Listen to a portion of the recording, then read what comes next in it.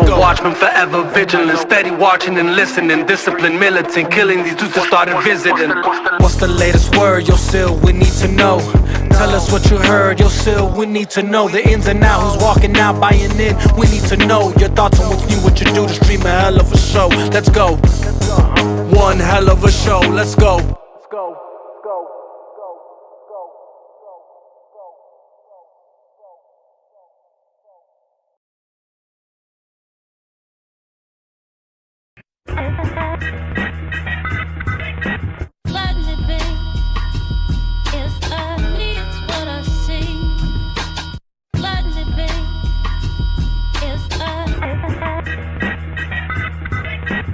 All right. We are here for a new look of State of the Fandom. People are used to my live streams that I do, and that will continue. But at times we gotta, definitely collab with some folks in the fandom, and no better person that contributes to the platform that's been rocking with Syl Nation. The one and only Il Divino Vega. What's going on with you, man? Man, what's going on, dog? Hey, man, we've been trying to do this, like I said before, several weeks. And we both got lives, we got, personal lives and stuff. So we are adults. We know it ain't going to work out every week. But we here now. We here now, right? And really with this angle with the State of the Fandom, like I said, talking about the latest things that's going on. You've been, like I said, pretty good voice overall with it. So like I said, I always appreciate your contributions with that, man. And your link will be in the description as far as with the chop shop and everything that Vega's doing as well too. But before we get to the topic, because we're going to touch on some hotbed topics every week we see on the timeline. Everyone's talking about Snyder, Snyderverse, there's new DC with Gunn and stuff like that. So that's going to be the vibe that y'all used to. But gotta touch on this new anthem you just gave to the platform, bro. Like, What's the latest word, yo, still we need to know. Tell us what you heard, yo, still we need to know. The ins and outs, who's walking out, buying in, we need to know. Your thoughts on what's new, what you do to stream a hell of a show. Let's go. One hell of a show, let's go. Because I'm a lyrics person, so I listen to every single thing you're saying here. So I just want to just take a brief second, first off, to thank you again for, people remember I'll shout you out for the Coffee Talk anthem, which I don't know if you realize it's like 3 years old now. Wake up in the morning, eyes crusty, heavy yawning. My phone keep going off, so I shut off the alarm and then head into the kitchen to get the coffee brewing. French roast with French vanilla, my own French revolution. Next movement is to tune into Coffee Talk with Syl. Yeah, how old that song is. That right. That's right. And people don't realize, like, those. As my platform grew, I connected with different people and producers, and they wanted to remain nameless, but they was like, "Hey, what I'm saying, we'll give you a few beats you want to play, just to, for your intros and stuff." And so I was sitting on these beats since like 2020. And I remember I reached out to you. I was like, I got this beat. I was like, we can't make it into a song that we could sell. But it was like, and because I remember I reached out to you, and then the homie Abu Nas. You already know Abu Nas is the homie, friend of the channel, and he does his kind of original music. So I was like, let me reach out to Vega on this, because Abu Nas already has his beats ready. Yes, and he did the infamous Clapback Saturday. Clapback Saturday, hip hop parade. El Presidente back here to lead the way. But so you did the Coffee Talk one, and that was like a wild time.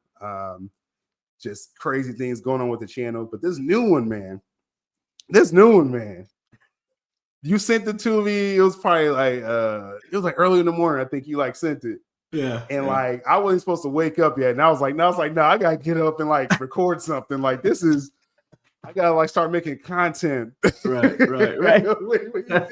So what you kind of explained this before, I just want to briefly touch on this, but what kind of goes into your process? I'm making this anthem, because it's literally saying it's your songs like speak for me. I don't know if you realize that. Like the stuff you be saying in your songs, it's like I was like, I kind of would have said that if I would have thought of those bars. Like, you know what I'm saying? But what went into this? And as we talk about this, people they will hear the clip and they'll know what song we're talking about. Right. What went into that, man? That's just crazy. No, for sure, for sure. So when I'm even for like let's just say even like for the original Coffee Talk, right? Like what I'm privileged with when I'm creating these songs for you, it's for the channel, is that I'm already part of the, Syl Nation, movement, so to speak, the group, I was already watching your videos. So the whole community I'm keeping up with what's happening. But see, the thing is what people don't realize, like, is that I'm not just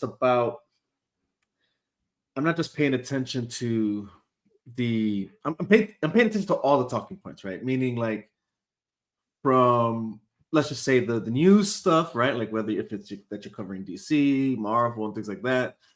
But I'm also paying attention to the background, I guess you could say noise, right? So like, whatever, like, let's just say, if it had to do with like you said, the crazy times, the social media wars, let's just say, right? Things of that nature, right? So I'm catching that, like at that time, obviously, Mikey was still with us, rest in peace. But the conversation you guys were having, even regarding that stuff, and just all around, right? So I'm soaking it all in. And then apart from just like your lives, since I do follow you as well on Twitter, I'm able also to see what you're engaging with online. Fast forward to this new one.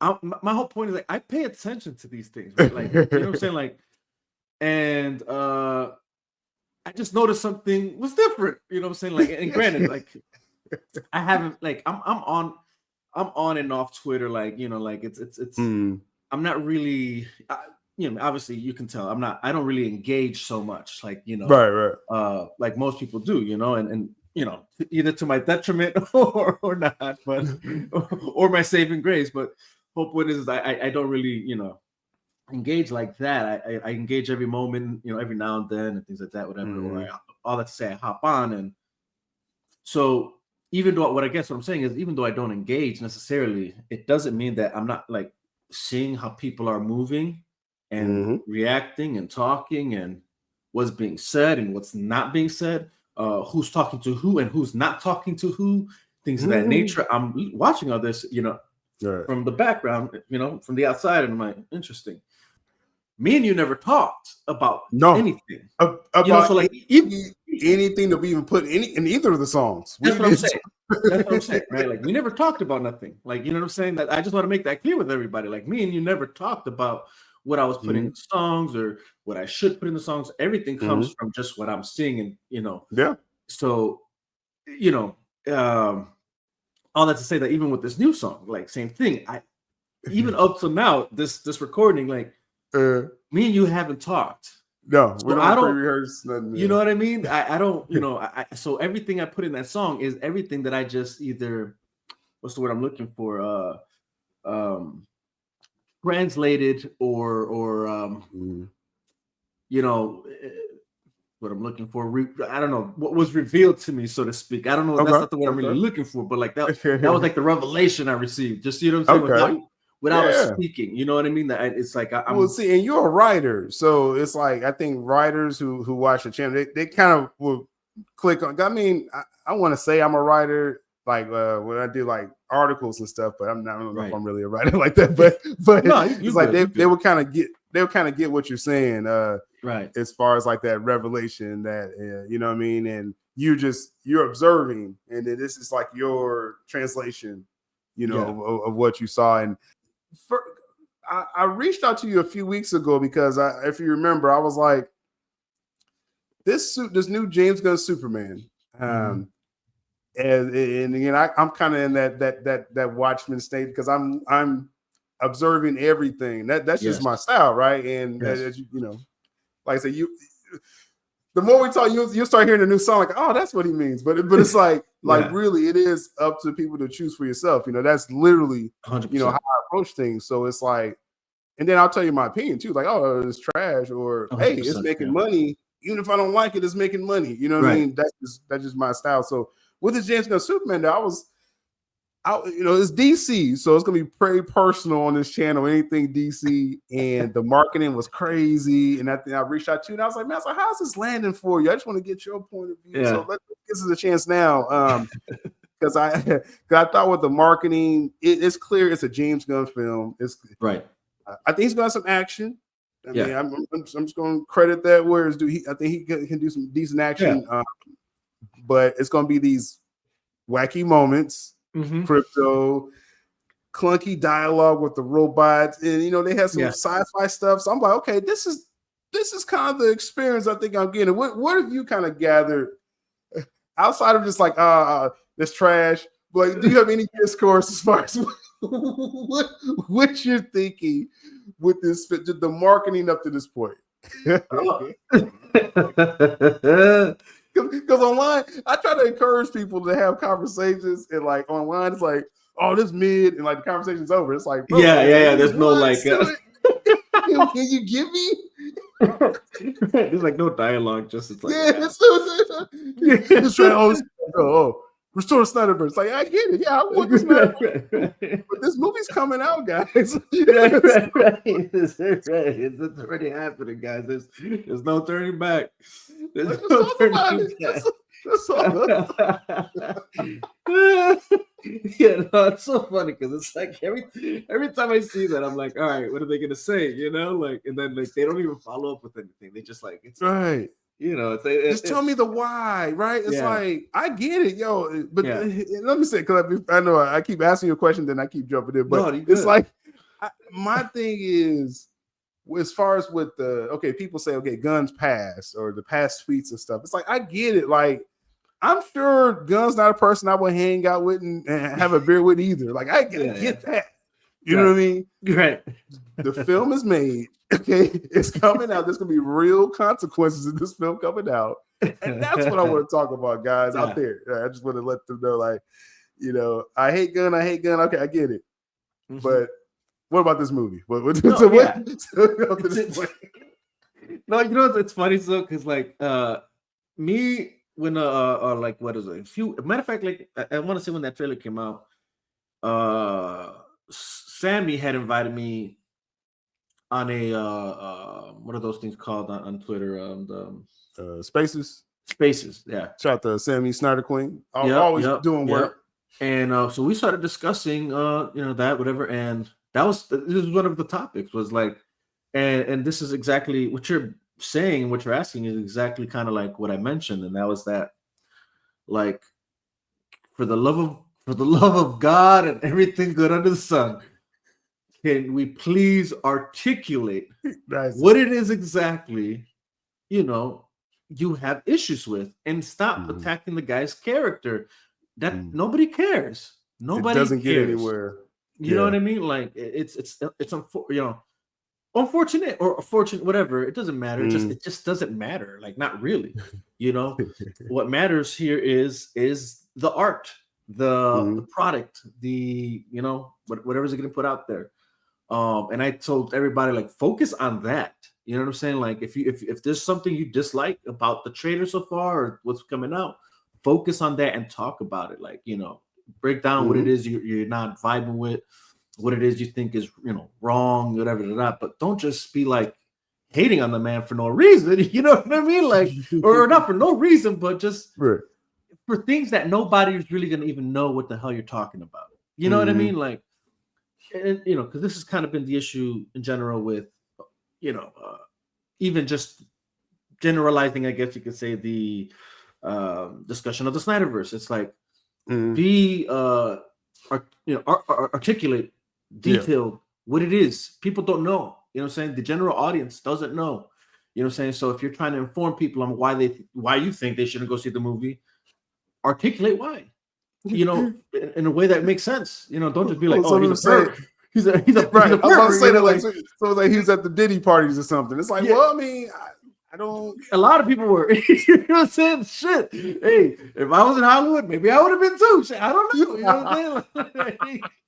Well, maybe not certain ones. I don't think it would have been at certain ones. Yeah. I would have been there from a certain time to a certain time. You know what I'm saying? I'm one of those guys. You know, I left before it got crazy. But it's like I understand where it's like, okay, you know, oh, maybe it's some moral issues. It's like, okay, I mean, I guess if you want to bring that up, but we're just talking about the art. Like I've been really big on this as far as separating the art from the artist. And I mean, outside of egregious situations, right. This here with Gunn, like using it like I just don't think he's a good person, right? Yeah.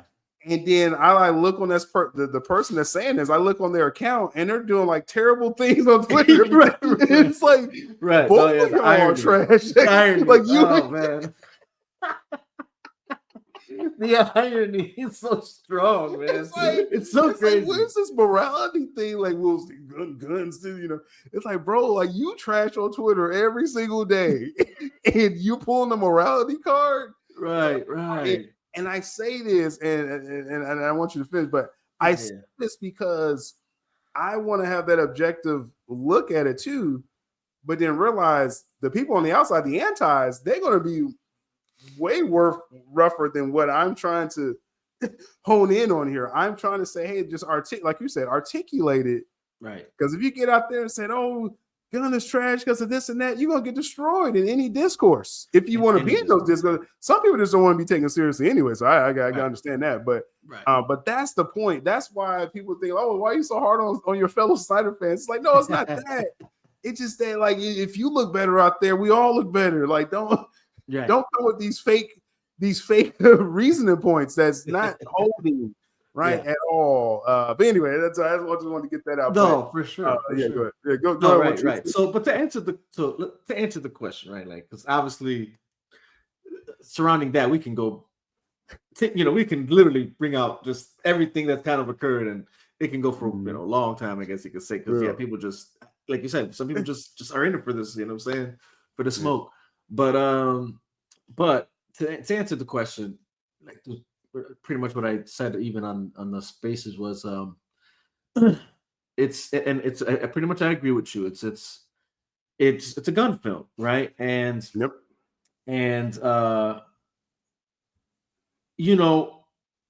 my I guess my take on that, and this is just my personal, like this is for me, and that's that I never needed or wanted that for DC.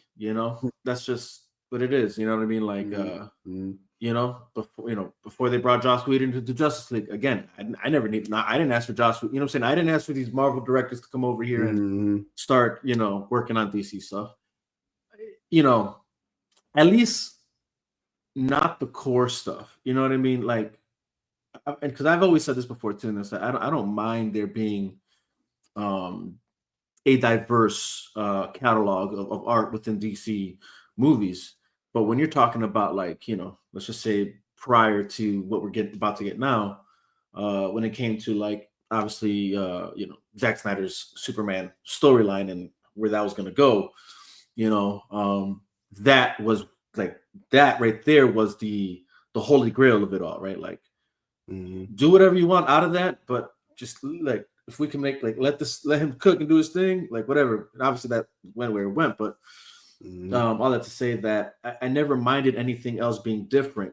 Hence why, even when it came to Suicide Squad, David Ayers, and now to find out that there was actually something else he actually has that was probably more in line with what Zack Snyder's vision was, which I really hope one day we get to see.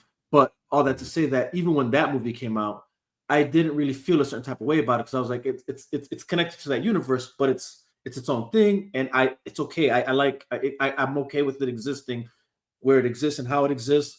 I really had my issues with the film, obviously, but like, I wasn't mad about it. You know what I mean? It was just you're talking about Gunn's Suicide Squad. Just so actually, I'm actually talking about David Ayer's Suicide Squad. You're talking about Ayer's Suicide. Okay, yeah, got you. Yeah. And the reason I'm talking about that is because, like, what I'm trying to point out is it's okay to have diversity is my whole point, because obviously when you watch the Suicide Squad, it doesn't have the same tone as Man of Steel or BVS. That's what I'm pointing out here, right? So, like, pretty much what I'm saying is like, as much as like I thought that was an issue, it wasn't a big issue. You know what I'm saying? Like it was like that's interesting. You know what I'm saying? Like I thought to myself, like, okay, this movie feels like a music video throughout the whole, you know, like it feels like now. Side note, that's probably part of that editing. You know, the studio came in and right, 100%, right, and that's why I definitely pointed out. But still, that's fair though. Yeah. So, but all that to say that it was different, and I was still okay with it. You know, I'm like, it was still a good movie.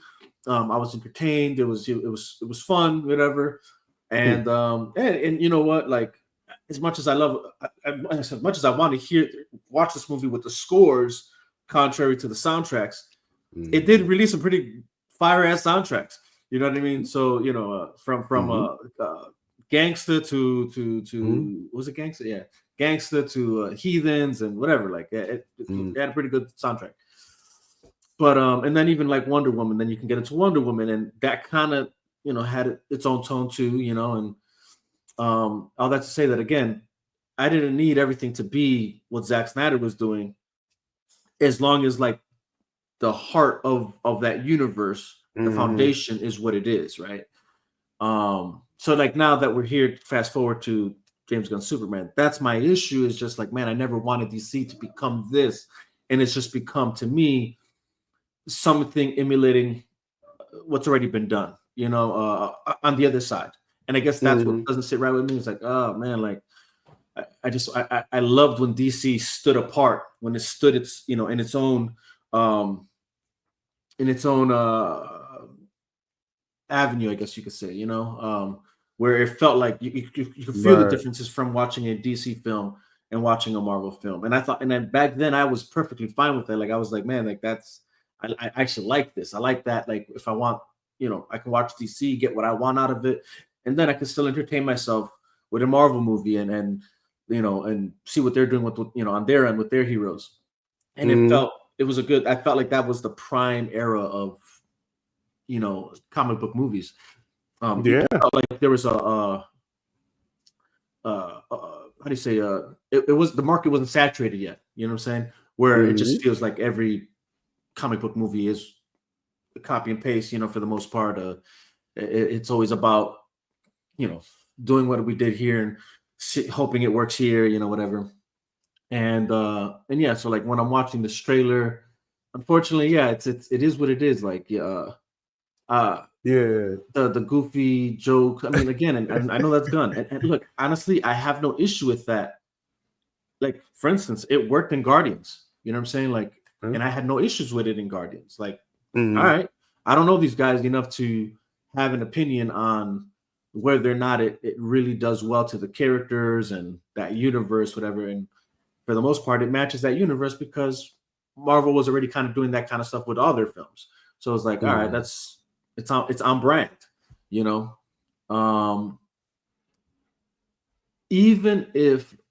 with the Suicide Squad movie, I always say this all the time. If David Ayer's Suicide Squad movie would have not existed, his movie would have been fine, because again, it's dealing with ragtag groups. It again, non-consequential to the main, the heart of that universe, the main characters that matter. It's whatever. It's on the side, whatever, and it probably would have been fine for me personally. I thought it was funny, entertaining. I've never really watched it again because there's nothing, there's no substance there for me to watch. But when I watched it, it was funny. Like it is what it is. That's his style. I don't like that for Superman. I feel like that's the same thing. I get the same feeling like when I watch Thor, Love and Thunder. It's like, yo, this is a god, man. Like this is like, take him serious. He's a Norse freaking god. This whole comedic approach you guys are doing with this character is just like, I'm over it. You know what I'm saying? And that's how I feel. Like it's like you're taking a character that people should be able to look at and I don't know, man. Like it's not to say that Superman can't have jokes here and there. That's fine, but like I don't know, like you're making him look the way. It's just I don't know, like.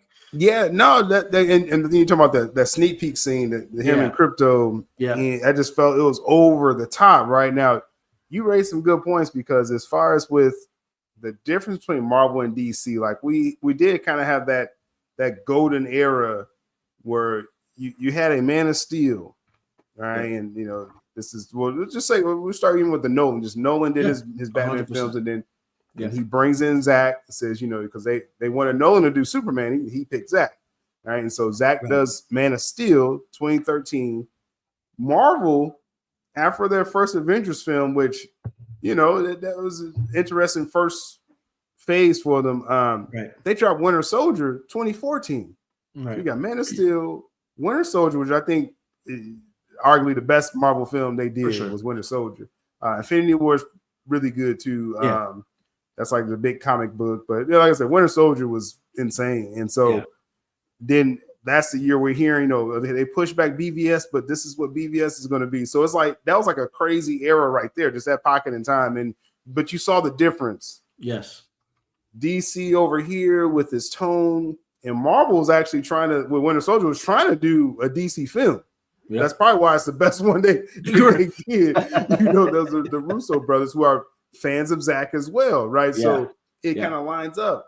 Right. And then now I look at if Warner Brothers would have left Zack Snyder alone, you could have had this where Marvel, you can go over there. It's like the Marvel machine, popcorn movies. We just keep doing what y'all doing. Like no one's asking Marvel. Actually, once in a while they'll dip their toe in, like you said, a Winter Soldier.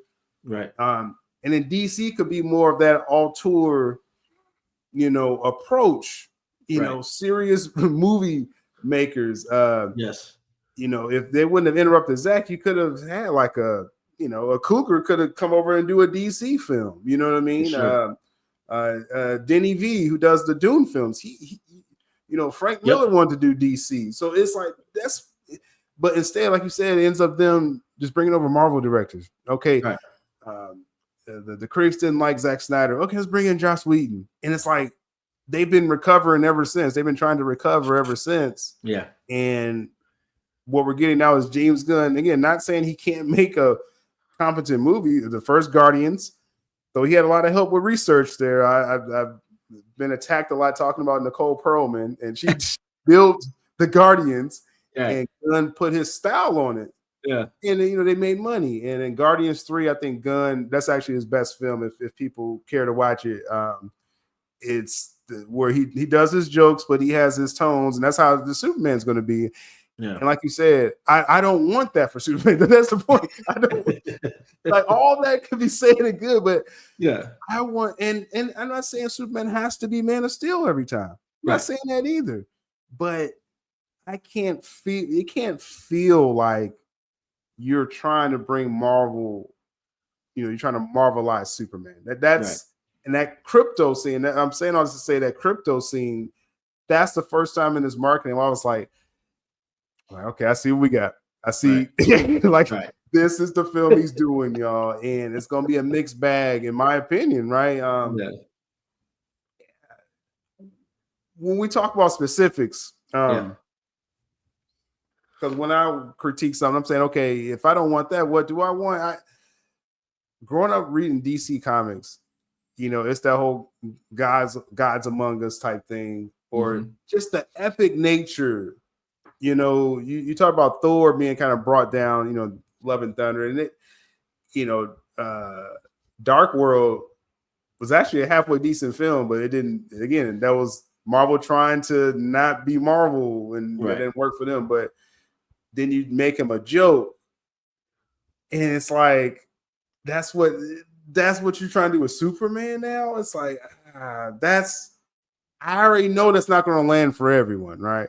Right. And I think what do you think's the risk with that? Is there a risk with that where if this comes across straight up like Marvelized Superman, but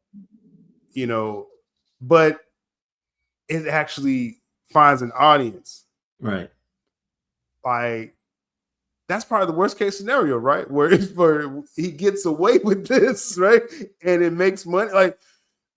Because what I mean, like, what's going to stop him from doing this to other characters, right? What do you think? Man, yeah, that's the fear. Because here's the thing, like, if this movie succeeds, I don't. It won't be because DC fans loved it. It'll be because Marvel fans loved it. It'll be because James Gunn fans that love him for his Marvel work loved it. You know, like that are already just embedded with who he is, like they, you know, for whatever reason. Because you know, I'm on like certain group chats that are like either like heavy DC and a lot of them are also heavy Marvel. And just to see like the leaps and hurdles they go through just to defend that bullshit ass peak sneak peek teaser. You know what I'm saying? Dude. They are going through leaps and hurdles just to defend it, you know. So that let me realize, like, okay, there's fanboys for this shit for sure. Now the internet's the internet, so who's to say really how many there is, right? I wouldn't know. I'm not gonna pretend like it's a lot, you know. I don't know. It might not even be a lot. I would say though, I still feel like that's not enough. I feel like there's a reason why even the most recent superhero movies aren't doing as well anymore. You know what I'm saying? Like, I think people are over kind of just the same over and over and over again without being offered anything different. And this is where I feel it's bad. It's going to be bad for him. And I'm not saying that it's going to completely tank for him. I don't know that exactly. But what I'll say is I think people appreciate when they can go to the movie theater and get something different, you know, and especially when it was like DC. That's why DC actually, you know, back then did so well, is because it did offer something different. Even though you're going to go see a comic book movie, at least you were getting something different. I think the reason, you know,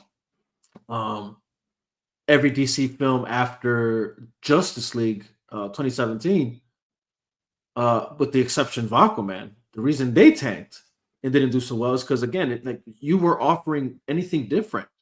You're taking the advice of, I don't know,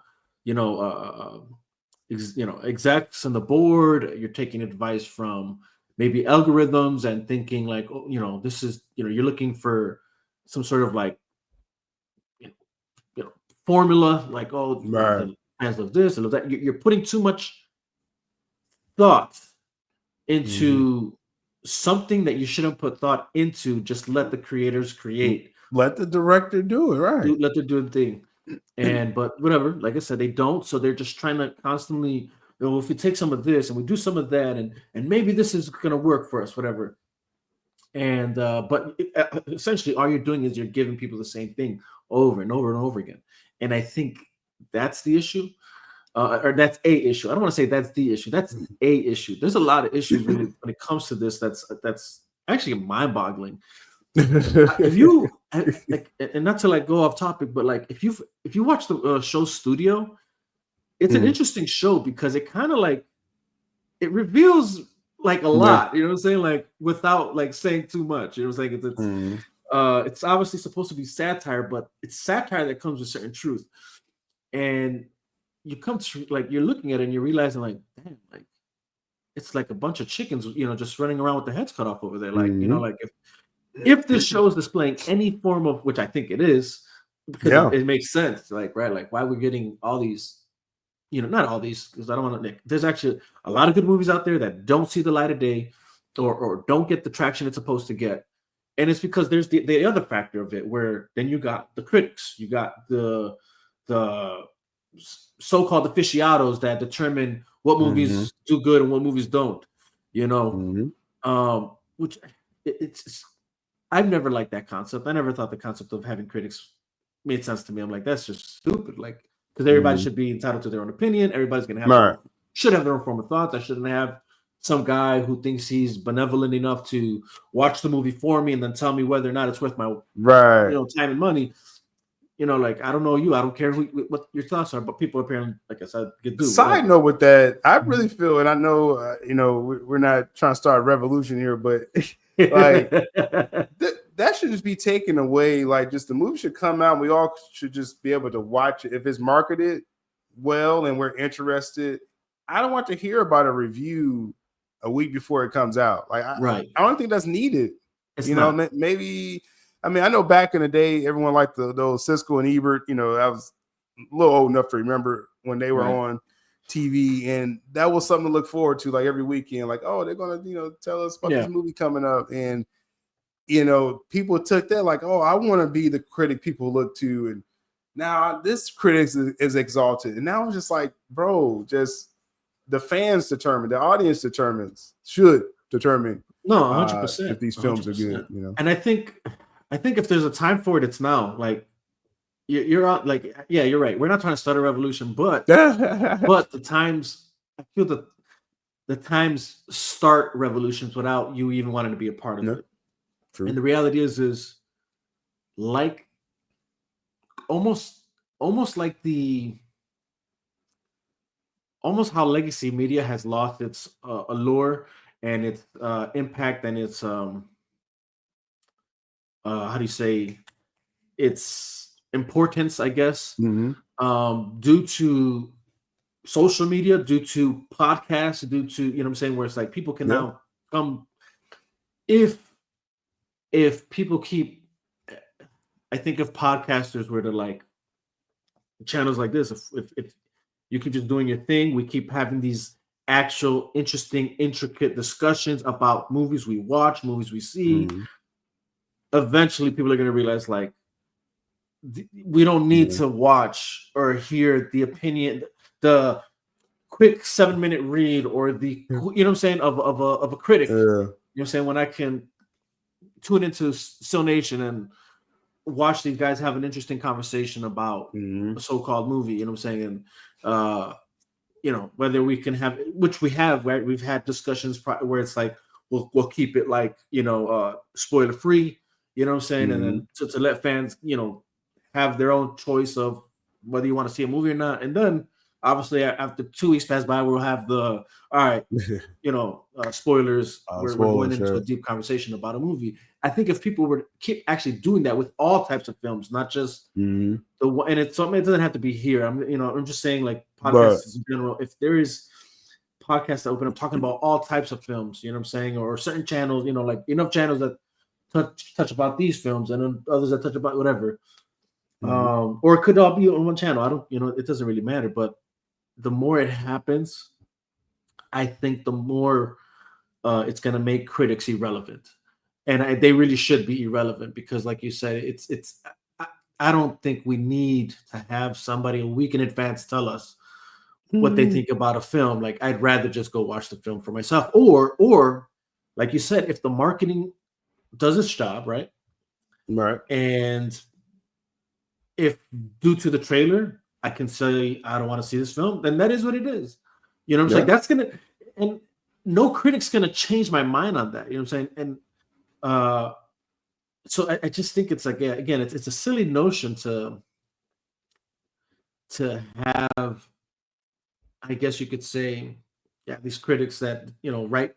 And I feel like here's the problem with it, to be honest with you. So I don't think it's not even just it'd be one thing, I think, if there was honest critiques. Right. Actually, and that's actually probably the problem here, actually. Yeah. It's if there was honest critiques, then maybe whatever, that can exist. But it's the fact that some of these critics, you can tell, are bought and paid for. Yeah. You guys are just making hit pieces on films that, you know, what you're saying isn't even true. You know what I mean? And that's where I feel like they've lost their credibility, and they keep losing their credibility. The more they keep just doing this, like, you know, like you keep talking about, you highly praise films that really don't deserve that much praise, and then you'll downplay films that really deserve good praise, you know. And those who actually have watched the movie can tell you're full of shit, you know what I'm saying? Because it's like, I don't know what movie you watched, but, you know, none of what you're saying in it is a thing. But all that to say that, like, I think in the end of the day, I feel there's so many aspects that go into this, whether or not this movie's going to do well or not. But my personal feeling of that film, or so far, just from watching the trailers, is I'm not a fan of, like, taking Superman there. Like, I feel like, and again, you're right, it doesn't have to be Man of Steel, but the issue is that Man of Steel was just such a good movie, Yeah. and puts Superman on such a pedestal that, like, the way they like, as much as people initially took the critique of like, oh, he put the character in a position he should. It's like that just shows how much reverence he actually has for the character. Right. You know what I'm saying? That he'll put him in that position, knowing that this character can rise above it. That's what this character can do. You know what I'm saying? He can go down into the dirt, get muddy, and still come out clean. You know what I'm saying? Like at the end of the day, you know what I'm saying? He'll go in through the fire and he can get damaged, whatever, but still somehow unscathed. You know what I'm saying? Like Superman can do these things. Right. And he took the character serious enough, like, and again, it's not that it has to be Man of Steel, because it's not that it has to be that, but it's like you can watch Justice League animated series, Superman animated series. These are cartoons, and even these cartoons found a way to take this character serious. You know what I mean? Like, I don't know how to explain that. I don't know if I'm making sense here, but I'm like, because like I'm watching Justice League. I was watching Justice League right now, just not right now, but recently, and now I'm watching Justice League Unlimited, and I'm like, man, like I really like the way they portrayed Superman in these cartoons. You know what I'm saying? Like, and I'm appreciating it more now, because I don't know if this is true or not, but I just feel like this has to be something that inspired Zack Snyder, because I feel like a lot of things that I saw in those cartoons I seen in his movies. I'm like, man, I wonder if this is somewhat of the inspiration, not the entire inspiration, but I wonder if some kind of inspiration comes out of these, because it almost feels spot on. But yeah, it's like a reverence. It's a different reverence for Superman that Superman should have, and I think that's the main thing that I want to get across when I critiqued that crypto scene. It's not that like people getting kind of petty with like, well, that's not the real type of dog crypto should be. It's like, no, like that's what I'm saying. Like, and I'm not trying to critique how people should, criticize film, but it's just no one's going to take you seriously. If you're just like, oh, that's ain't the right type of crypto. That's why I don't like this movie. It's like, okay, but it's just, well, I'll say this much: if you're going to critique it, don't let that be the only critique. You know what I'm saying? Like, compound on that. It's like yeah, because like, give me more. For me, it's the consistency of the inconsistency. Like, so it's that crypto scene, but then you follow up with that robot scene, and you see the consistency of what you don't want to see, right? Like, or maybe what you do want to see. You know what I mean? Like, but if that's the conversation, cool. But don't say like, oh, this dog scene just I'm turned off by this film. This is like this crypto. And as much as I thought, again, I agree with what you're saying. I'm the first one who for sure dogged the crap out of that dog. You know what I'm saying? Because I thought that was just goofy. Because like, look, even as a dog, I thought that was goofy. Like, it didn't even have to be crypto, but even if a real dog did that, you chose the most. Gunn, as the creator, chose the most stupid version of a dog you could choose. That won't recognize, like, you know what I'm saying? Like, that is, as a dog owner, my dog has noticed when I'm hurt. You know what I'm saying? And she won't, you know what I'm saying, just like jump all over me because she sees I'm hurt. You know what I mean? Now, like continuously continue, like it could be like at first, and even if they don't sense it at first, right? Because I love how all the dog owners try to come out like, "We'll see, Sil." Hey, my family's had multiple dogs. Okay, right. So I I don't know if that gives me a license to talk about it, but it's like, the dog definitely if its owner. Now, some people will say, well, crypto's owner is Supergirl. Well, we don't know. We don't fully know. We don't know yet. But still, Crypto and Superman has some type of relationship in this film where he should know if Superman's hurt and sense it, right? So let me get past that, because the people are going to be in the comments like, well, actually, I own. So okay. But with that, it's the constant, and I talked about this when I described, my reaction to it. And it's funny, we heard about the description of the scene, I think it was like a day before, and so I was live and I was reading out the description as it was playing at the CinemaCon, Gotcha. And it sounded hideous. Like I was like, this sounds like this sounds like this is gonna be a terrible scene. Right? And then we actually saw the scene. I was like, oh, like this is jarring. Like it just, to me, looking forward to a DC action film, and I still think, actually, with all this said, I actually think, because the behind the scenes stuff that I covered and stuff, it's gonna have some pretty good action. But it's gonna be moments like that. And my thing was like, my challenge is gonna be this uneven experience, and is that gonna take me out of the film? You know, him flicking his leg, and it's like, I was like, this is goofy. Yeah. You know, then I gotta snap into DC mode. Like, that's the first critique, though. That's what I'm saying. It's not that the film's gonna lack all around, but that's the thing with you know, when you're getting a gun film, it's gonna have all the action. That's gonna be like, oh man, that's crazy, whatever. But then it's these moments that, if you're watching again something like Suicide Squad or Guardians, it works there. I don't take these characters serious enough to feel like I'm getting taken out of the film when these silly moments happen. But like, again, when I'm watching something like Thor: Love and Thunder, right?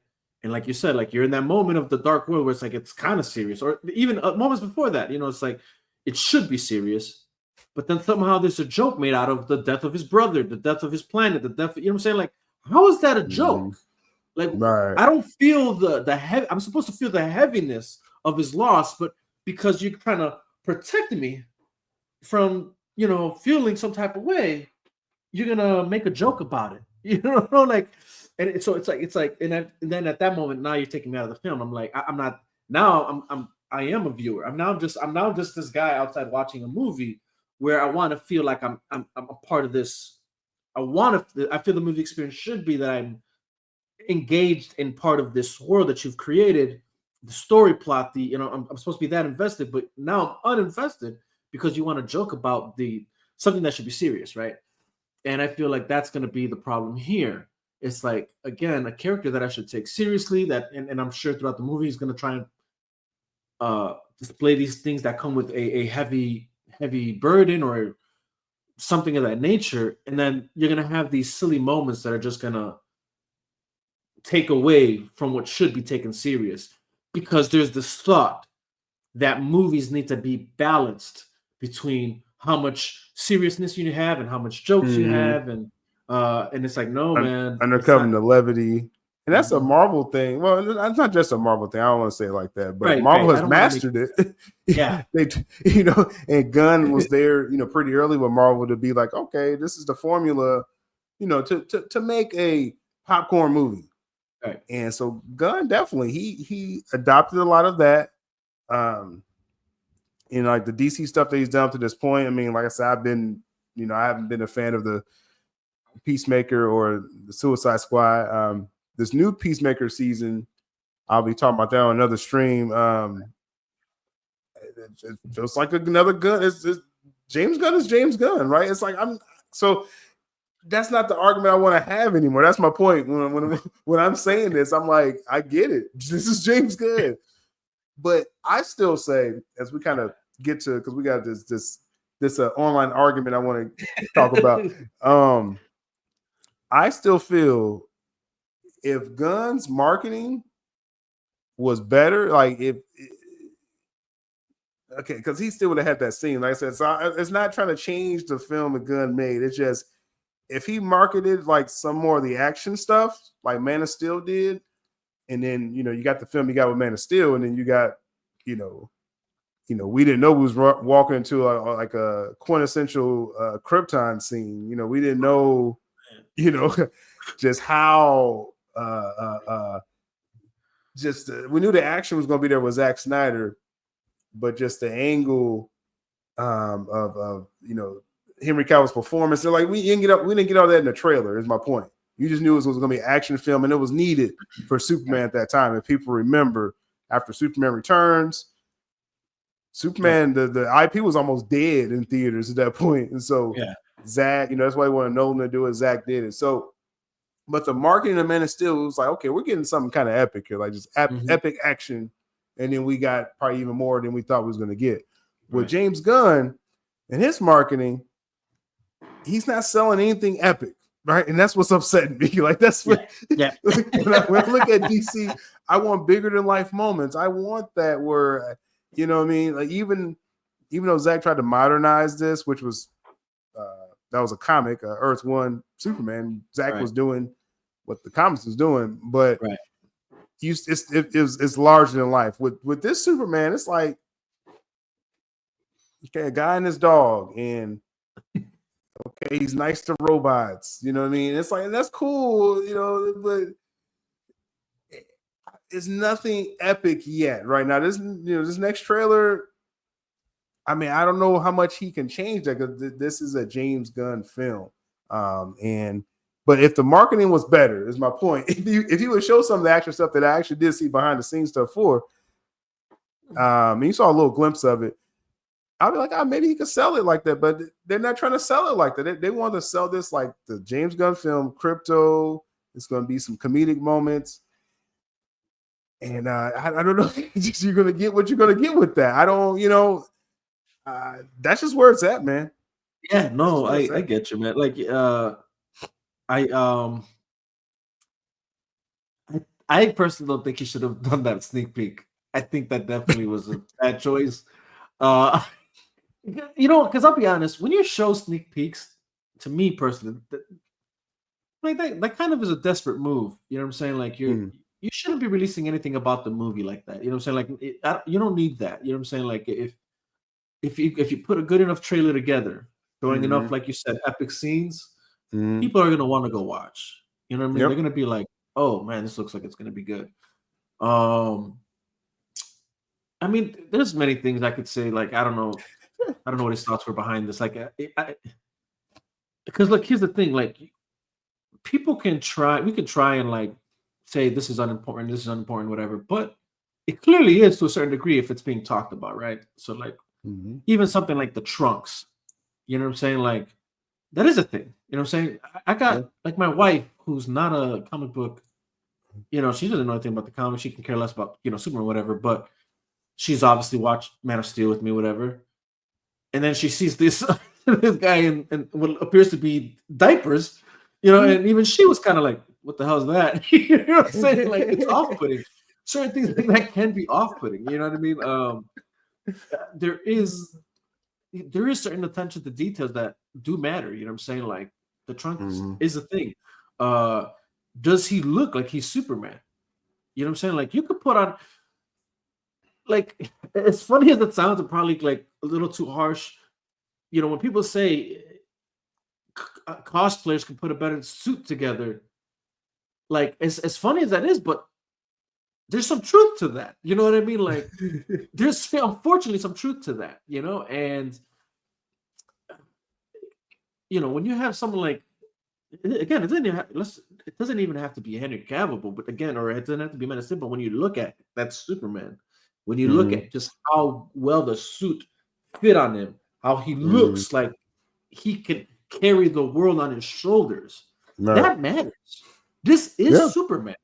You know what I'm saying? Like, so when he doesn't look like that in this film, I think that matters. I think that does matter, and again, I think it just shows people that he's not taking this serious. That's what it portrays. Like for the fans, that's what it's portraying. And for those who are just general audience, I think they're thinking to themselves, well, from the Supermans that I've seen prior in the past, this looks nothing like Superman, and then when all you're offering is this levity, these scenes of levity, it's like, okay, this doesn't feel like Superman. I just think it doesn't. As much as people again are trying to go up to bat for it and saying that it is Superman, it's like maybe there's a version of that does exist, like but that's not what people know Superman for. You get what I'm saying? Like, granted, Superman for sure has moments of levity. I'm not saying he doesn't. But that's not what people remember when they think Superman. You know what I mean? Right. Deadpool, people think about the funny stuff. The breaks the moments, you know what I'm saying? It's not about his feats, it's about his just comedic moments. But Superman isn't that. You know, even someone like Spider-Man. Again, it's like it's not just his feats. It's the combination of You got the feats quips. and then his funny moments, right? But that's not Superman. But and with Spider-Man, though, to your point, again, it still has to be in character because that's why Andrew Garfield is my favorite, because when he has that suit on, that's when Peter just talking trash, like just snapping on everything, and it's that confidence, right? It's like, that's why I say Andrew Garfield was amazing. You know, when he because when the suit's off, he's Peter, he's worried, wondering about life and stuff like that. But when that suit's on, then he's just like, oh, he cracking jokes on the villain like that. That's straight from the comics, right? So the personality. So with Superman, not saying it's because all this could be said, and David Cornswet may still, you know, have a performance where he's holding Superman to a high regard. It's just everything around him, is maybe the issue, you know, when we see the final cut. But that's the problem, though. It's like, and not saying, oh, don't put Superman in a positions, because no, that's not the argument. People try to use that with Zack Snyder, like, you know. No, it's like, no, it's not. Don't put Superman in that situation. It's is this a Superman story or not? Like that's what it is, know, right? And I mean, because Crypto barely in the movie, you know, this ain't a Crypto movie, so why is his tone taking over? You know what I mean? No, exactly. I mean, it's almost it's kind of like it's again, it's like when you think of like, and this is why like I for me, it's like, man, dude, you're doing what you do with all the other films with this, and I feel like I don't like that. But it's like, again, it's like you're like when you watch even like when people talk about the Suicide Squad, the conversation around it is so all over the place because there's nothing concrete about any specific character that's like the main thing. You know what I mean? Like there really wasn't a specific character that was supposed to be the you know. Like for instance, you could watch David Ayer's Suicide Squad, and you can pinpoint the characters that like push the story forward. You know what I mean? Where with the Suicide Squad, it didn't feel that way. And again, people are focused on like the Weasel and again King Shark, and it's like because it's you know these things of. And I feel like you're right. It's you're kind of getting the same thing here now with how is Crypto right now? Like, why is that what people are thinking about when they're thinking about a Superman movie? You know, that shouldn't be the case. Or at least again, it's like it's not to say that obviously Crypto exists. He's obviously a part of that universe, but why is he the focal point right now of the conversation? Again, like you said, what you're marketing to me doesn't scream to me a Superman story, a Superman likeness. You know what I'm saying? Like, I'm not like, no. As much as you know. Black Superman Returns gets, it still at least displays Superman the way he's supposed to be displayed in this, like just in the trailers. What I'm saying, right? Like the trailers came out, just the characterization of Superman, because I think they have like that plane scene that's probably the only good scene in the entire film, and but you're getting like, okay, this is a Superman story. Now it ended up being terribly boring. Yes. It ended up being very boring. I'm saying, I remember watching the trailer for that movie, and I'm like. Oh man, this is some pretty cool feats. You know what I'm saying? Like even the bullet hitting the eye, just crushing. Like I never thought about that. Like I would have never. You know what I'm saying? Like oh snap, this guy's. That's how impenetrable he is. He took a bullet to the eye. You know what I'm saying? Like that's what I'm saying. When people think Superman, they think strong, unbreakable. And that and the trailer and the sneak peek shows everything but that. I mean, you see him down, beaten. Like a dog, you know what I'm saying? And then he gets beaten even more by his dog. You know what I'm saying? It's like, what is going on? You know what I'm saying? And then he gets beaten by the sun. You know what I'm saying? Like, not the sun beating him. Beaten by the sun. Break. You know what I'm saying? Now let's transition there because it's gonna be some creative choices that Gunn's going to make, and I know it's going to be. I was getting a handful of comic nerds where like, oh, I read this in All-Star Superman. It's like I get it, I get what he's trying to do with the sun, but again, it's James Gunn, his creative choices. That's going to be the main.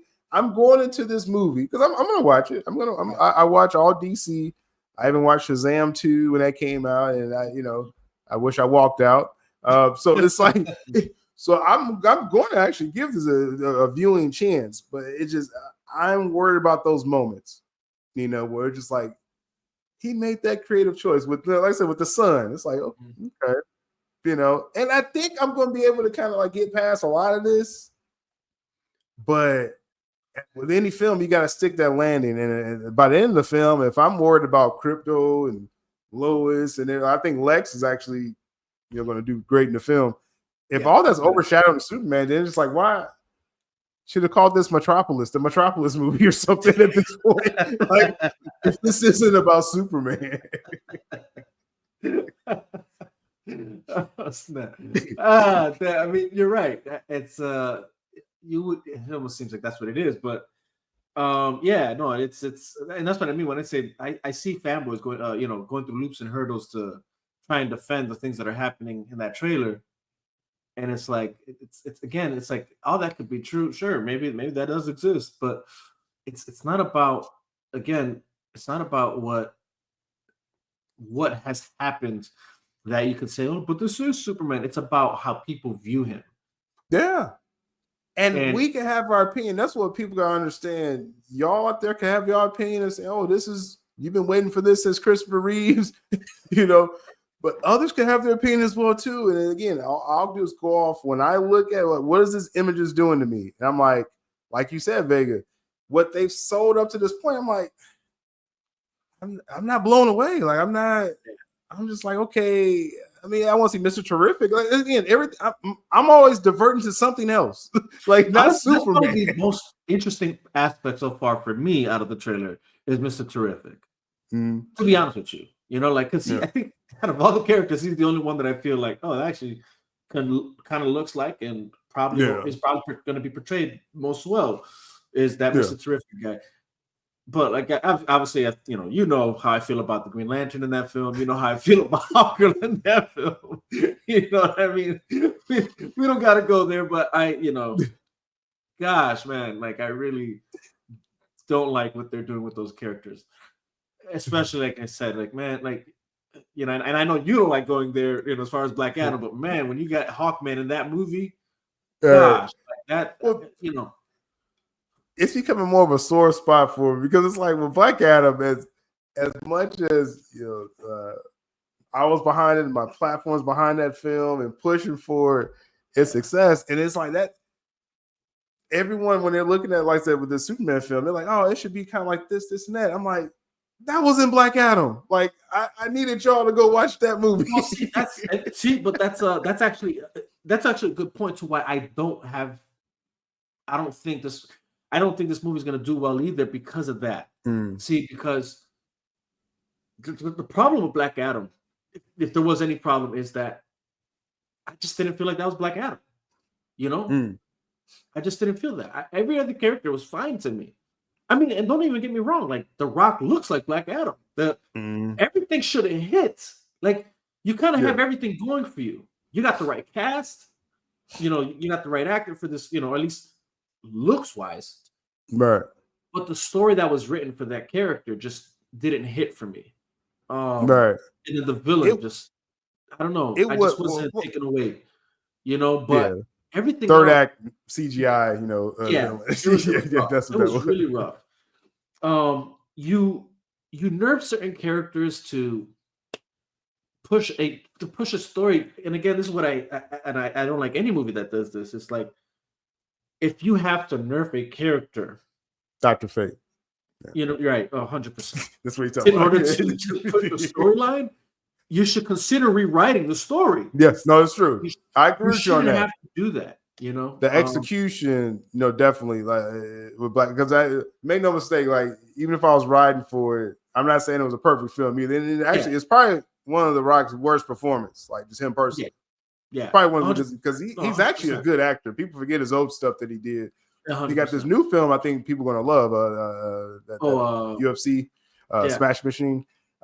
So yeah, I thought everything was set up for that film. And like the Rock was kind of like just showing up to set every day, like, let me just kind of brood around. And like I said, nerfing Dr. Fate, I'm just like, why do you have Dr. Fate? You might as well use a different character if you didn't want Dr. Fate to really. Because when you let him do his thing in the film, it's some of the best parts of the film. You're like, 100%. This is 100%. So it has its problems, but I'm saying more the aesthetic issues people have with this new Superman. I'm like, that Black Adam was doing that. You know what I mean? So the argument could be, is that alone? Because we can go both sides with that.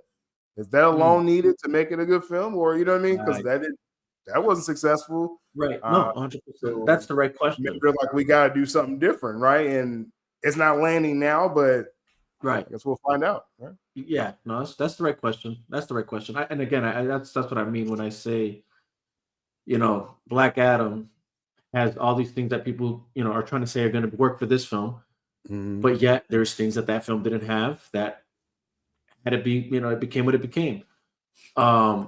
And it's still, and in that film faces the same issue that I think this film faces. I think the only saving grace, and this is, I think, the only thing I could think of that will save this movie. The only saving grace is that the Black Adam movie didn't have Marvel fans behind it because it wasn't a Marvel director. Where I feel like the only constant I'm seeing really with this movie, I'm not seeing a lot of I'm not really seeing a lot of DC fans or Superman fans for that matter come up to bat for it. Some do, but like very minuscule compared to the amount of Marvel fanboys I've seen come up to bat for it. This is the interesting thing here. I want to get your take on with, because I've been kind of throwing this conversation out there because again, I want to get to the root. And you raised a good point as far as, is it really DC fans hype for this? Are they really Marvel Gunn fans? That's a fair. I don't know how we could really quantify that, but that's a fair, definitely a fair thing to look at. But there is one thing with this: the name recognition of James Gunn is a thing. I mean, they're selling this. And I know there's this running joke online where he's in every picture. I want people to realize this because y'all know James Gunn's online all the time, right? So he's putting himself in these pictures on purpose now. I don't know if people realize that, because like people are like, well, see, this is why the film's gonna fail, because he's in the picture. It's like he's trolling y'all now, right? And I'm just saying, Gunn's a weird dude, but he does that. So, but it's the name recognition, James Gunn. How much is that worth? We're gonna find out, right? We're gonna find out. But this is where we're gonna really big time, because you're launching something from ground zero. Like, this isn't a Marvel film. This isn't what Feige built, and you just tapping into it. Right. You're launching this DC yourself. Right. The brand recognition of Superman, I think I'm surprised how much that's being debated now, but maybe not surprised, because I feel that combination, James Gunn name recognition, Superman brand recognition, that you're going to make enough money. I just feel that way. Do you feel, what's your take on it? Because you kind of said, as far as with Gunn, you think it's more of a Marvel fanboy thing, but the Superman brand, because again, we're discussing this, we're going to find out in a couple months. Like, is the brand at a good place actually, to where people outside this conversation, right? We're talking about normies, and they see the symbol and they hear, oh, James Gunn, the guy that did Guardians, he's doing Superman. Okay. I think that's a combination. Do you think it's enough? The Superman brand. So, okay, let's just say if we were to take James Gunn out of the equation, let's just say it wasn't James Gunn directing this. Do I feel Superman's fan base, or if the recognition of Superman is enough? I don't think that's enough. Because and again, I always point back to Superman Returns. I feel like that was now granted, we can argue or make the point that, well, what if the fan base grew since then, right? Due to Man of Steel and things of that nature. But then we're going to go back in circles, though, because then that's like, well, yeah, but when you're looking at this Superman that doesn't embody what Man of Steel Superman embodies, I don't think people are going to be excited to go see this. I personally, I don't know. Unfortunately, I feel like Superman on the live screen never. It's after you get Man of Steel and then Batman versus Superman, that's it. That's all. Or and then Justice League. That's so far like the peak of Superman on film. Like that's what we have to also like if we're gonna look at that, right? That's the Superman that made money. You know what I'm saying? But then you can even argue that once that Superman was tampered with, it went down, right? So Man of Steel, then BVS, it's on a trajectory, and then Justice League comes out, and it's like it starts going back down, right? And granted, like we can argue maybe, well, Justice League's a team film, maybe again the perception, people are not really looking at it, and I'm like, and that would even further my point. That's my point is unfortunately because they decided to cut off the feet of what Zack Snyder was doing, with Superman, right? Because people, he's made it very clear. Let's just to not talk about it for lengths. He made it clear that he was telling a Superman story, and then bringing in that universe to pretty much circle around him, right? Superman is the son of that galaxy or that universe, right? And everything was supposed to be surrounding him. So even like the characters of Batman, whatever, and the story he was telling, it was still supposed to be a Superman story. Meanwhile, still getting great side stories of the other characters, right? Like obviously, Cyborg gets to shine in Zack Snyder's Justice League, you know what I mean? And you kind of, whatever he's got sentimental moments, whatever.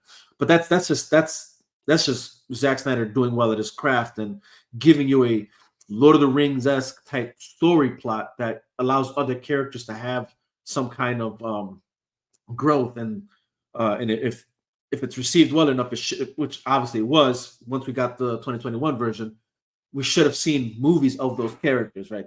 Obviously we got the Aquaman film, but we should have gotten a Cyborg film. We should have, like we got a Flash film, but like if they would have actually built on that, it could have grown into something crazy. But all that to say that because unfortunately they kind of stopped that story of Superman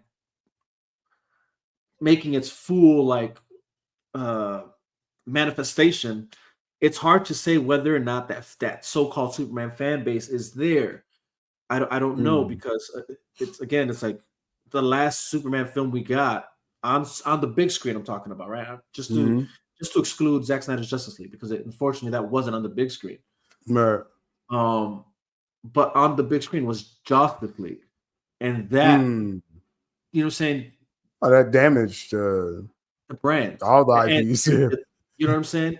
And one can even argue maybe that is part of the reason why even why the Henry Cavill appearance of Black Adam was insignificant for some, because it's like, well, if the last that's interesting. You know what I'm saying? If the last remembrance of Superman to the general audience on the big screen is Justice League in 2017, right?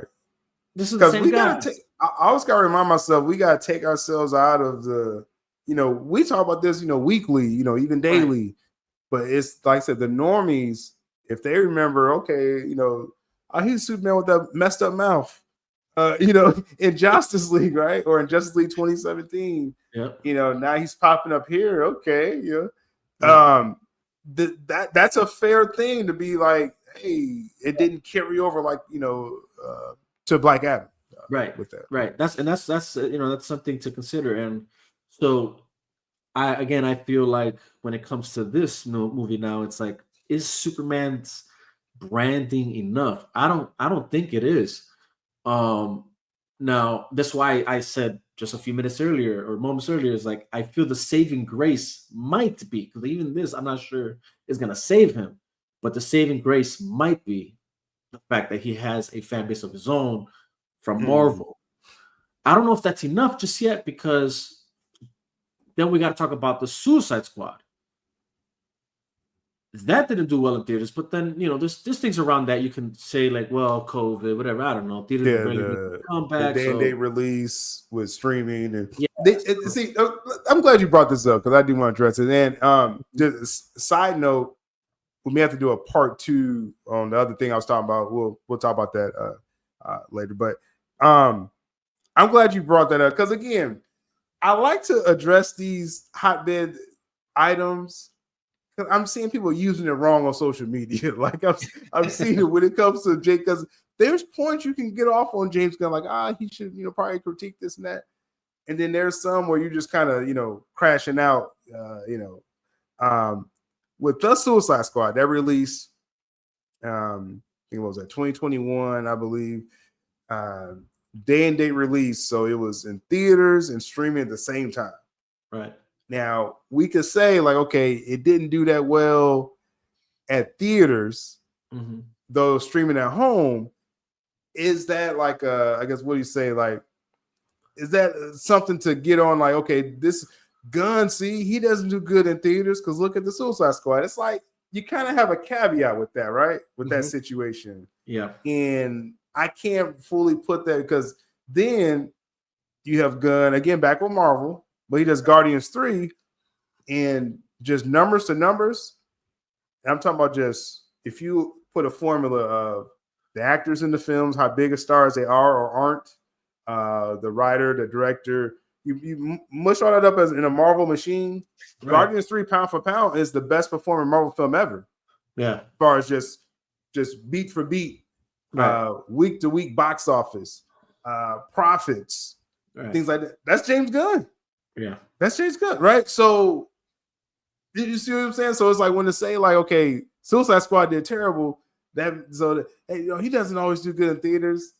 That's a kind of there's a lot going on. Yeah, when the Suicide Squad came out. You know what I mean? So I'm gonna give him that fair shake where. He got a full release, Guardians 3, and like I said, Feige probably would have gave him the keys to Marvel if he didn't get that DC job before Guardians 3. Feige would have been like, just take my job because, you. So he has that factor now. That with that saying that though, would you say, that's more of a Marvel thing when you look at what Guardians 3? I unfortunately do, just because again it does exist and in that world, and I think what he had going for him there also is that from what it felt like is that movie was kind of like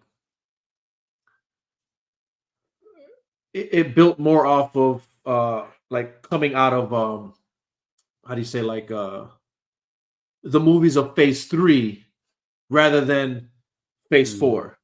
Which Phase 3, that universe of Marvel, so to speak, is beloved. You know what I'm saying? Where Phase 4 is where it's like, you know what I'm saying? Like it's okay. To my knowledge, it just would seem that Volume 3 builds more off of Phase 3 and that continuity, so to speak, that I think people were invested in. Where Phase 4 people obviously weren't as invested anymore. And it was kind of his own thing too, right? I mean, it was kind of his own trilogy, but then also when Gunn was smartly, when he did his Guardians films, he took it cosmic and it just literally wasn't on Earth. Yeah. You know what I mean? Which is really smart. Well, I mean, maybe smart. Those characters exist in that form, whatever. But yeah, that's correct. When I say it's building off of Phase 3, what I mean is that it's part of that. Since he built it, that trilogy exists within that fabric of continuity. Right. I feel like it's part of it's like in the same way Logan, the movie Logan, is like the fabric exists within that X-Men universe, which why it comes with like a heavy weight to it. You know what I'm saying? Because it's like it's even though you're not getting all the characters, of that X-Men universe, whatever the case is, but the light mentions and the way it ends, it's like there's a heaviness because it's the end of that universe. It's like that's it. Where again, I feel like when you watch even Endgame, people who watch Endgame, like that's it. Like that's that. Captain America's old. Tony Stark died. It has that. I guess like feel the culmination, right? And then I feel like Guardians Volume 3, from what I understand, similar feel. You know what I'm saying? Vibe with certain characters, whatever, and so I think I think that's what that was, you know. So it's not to disregard what he did there. I'm saying this more just to. I feel like he had that going for him, as well as, like, again, I think he chose the right characters, the right movies for what he does there, and it worked. And again, I think even the Suicide Squad, if those characters had not already existed because of David Ayer, I think it would have hit different. Because essentially, yeah, I can see why he can do the same thing as with the Guardians of the Galaxy, with the Suicide Squad, so to speak, and then even have, like, how do you say, freer reigns to even go crazier, which is what he did. You know what I'm saying? It was Guardians of the Galaxy on steroids. You know what I'm saying? Like, in the sense of, like, just how more provocative he could get with the, you know, just the silliness of death and things of that nature, whatever, like, you know, things of that nature. He was able to, like, cook more with that. And essentially, again, if that would have existed without it already existing, I think it would have been received differently. Yeah, personally, no, I agree. Because even the beginning of James Gunn's Suicide Squad, it's a put off for me, because you're visually seeing him getting rid of Ayer's characters, like, you know what I mean? And I was like, you know, at the end he kills Rick Flag, and I was like, yeah, okay, yeah. It was, again, you know, it sucks because of, not that it's, or that's the bad part about it. It's because we know these are David Ayer's characters. You know what I'm saying? Yeah, like, this, you know, and then you're just them. chopping them off. And then again, the tone was different. The characters were built different. I mean, Amanda Waller was a stone cold bitch. You know what I'm saying? In Suicide Squad. And then in the Suicide Squad, she's just a bitch. You know what I'm saying? She wasn't. She's just, You know what I'm saying? Dealt Like, with kind of easily. Yeah. Like, I was like, what? Like that, you know. Yeah, but and again, I wasn't a fan of. Yeah. That's the problem with the Suicide Squad, is that, unfortunately, it's like, you chose a movie which was silly, in my opinion. I'm like, you could have gone with Green Lantern or something different. You know what I'm saying? You want to stay to the Cosmic Galaxy thing? You could have done that. Yeah, and he probably would have knocked that out the park. Yeah, you know. Because there's many Green Lanterns in the Green Lantern Corps. I really thought that's what he was going to do. And then he came into the Suicide Squad, and it's like, what the hell? Yeah. Now, see, saying that, though, because, yeah, I agree. I think you give James Gunn a blank canvas, I think he could probably do something interesting. I mean, you got the Creature Commandos. I'm pretty sure you haven't watched that, but it's like, but it's like, okay, so watching Creature Commandos, I'll say this briefly. With just, from a DC Comics standpoint, you get the Easter eggs and stuff. We love our little references, like, that's dope to see that in there. But it became a point in Creature Commandos where I'm like, okay, Gunn has free reign, and like, it needs to stop, though. Like, this is going like I think that's going to be the downfall of his DCU. And I say this in saying it's very smart. He has a different director and writer for Supergirl, for the Lantern series, for Clayface film, because James Gunn, if you want to be like a Feige, where you're just implementing story ideas and comics to reference and stuff, I think Gunn could actually do that. I think but him writing and directing multiple films, I think that's going to be the thing that's going to be off with his world. 100%. And I mean, I don't know if you wanted to go into the direction of let's go ahead with it. Touching on that, it kind of goes right into it, right? So let's go into that. Cause I just knew, for the sake of time, we could have a full conversation though here, on this. So this came across and on social media, and the problems people are having with James Gunn, right? Yeah. Now, if you have a problem and you're a Snyder fan, we talked about different things people throw out there. He was at the Diddy parties. He was, you didn't like some of his tweets and things like that in the past. But I like to focus on the creative side. What creatively, and me and Vega, we just talk, and again, we don't pre-rehearse any of this stuff. We both easily talk about creatively, I wish he didn't do this, but hey, he could do that. So I think that's a good conversation to have. This was raised up here, and I'm like, I already know my answer to this, but this is an interesting question to throw out there, and how this will affect a lot of people in this debate. So, first off, I do want to shout out. This is Our Movie Reviews. That's the account. Right. I'm not dissing him by cutting his name off. I don't take people's stuff and then cut their credit off. It couldn't fit in this box. But I did reach out to him, and we may have a conversation about this. But it's we jacked his tweet. But he said, as far as some Snyder fans defending their stance on not supporting the DCU, which again everyone has a right to. Hey, people were boycotting Reeves Batman. People will boycott more stuff. I got no problem with you doing that.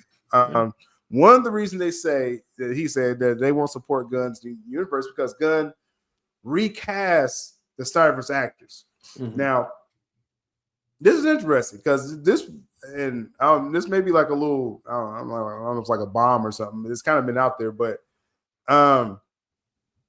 he was considered to direct. Let's say when you do the last ride of the Snyderverse and Cavill, you do the Man of Steel 2.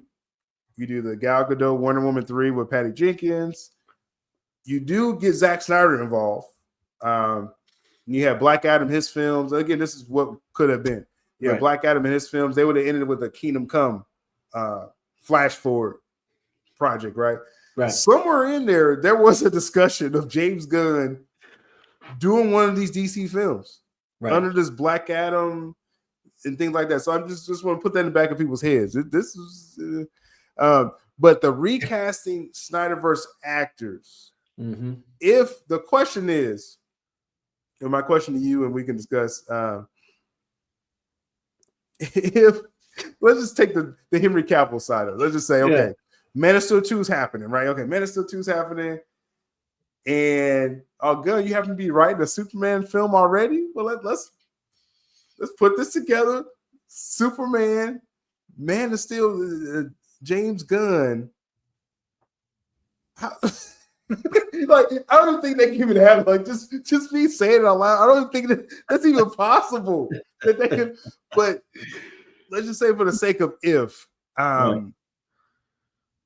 man, that wouldn't have landed. That actually wouldn't have landed. Yeah, no. No. Unfortunately, no. You know what I'm saying? Like it's. I don't think. That's a funny like what if that's kind of crazy. That's but yeah, I just don't see that. I don't see it. I don't, and honestly, I'm just not even sure that's actually the right argument,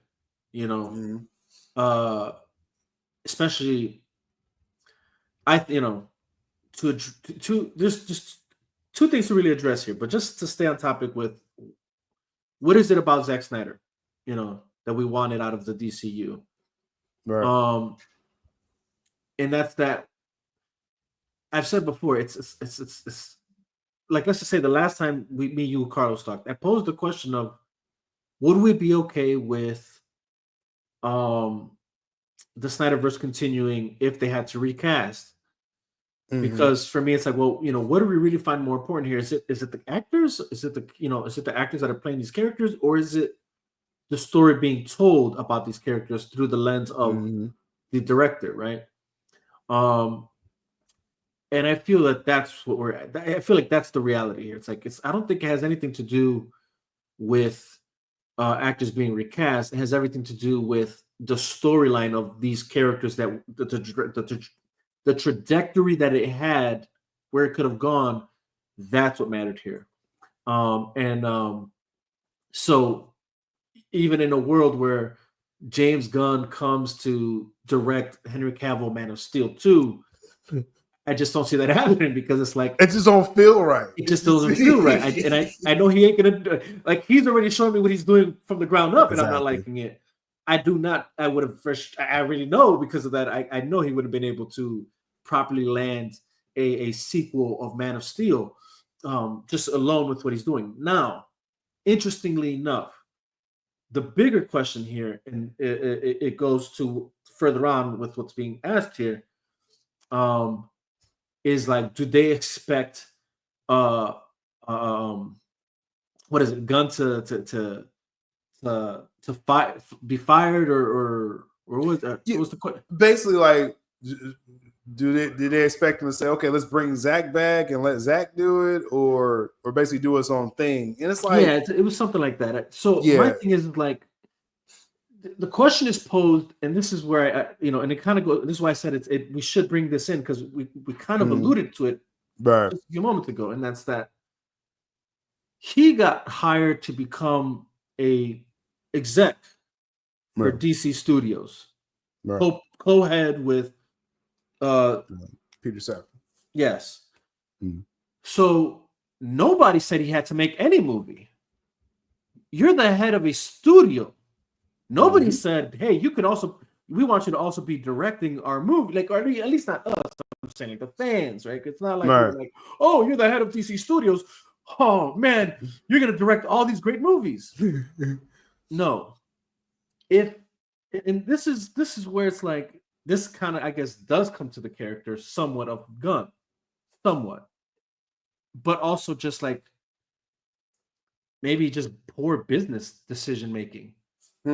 I would make the argument, maybe even because you earlier said, obviously, like, smart of him to give the other stories to other directors because he can't do it all. I would have argued you were better off doing one of those characters first.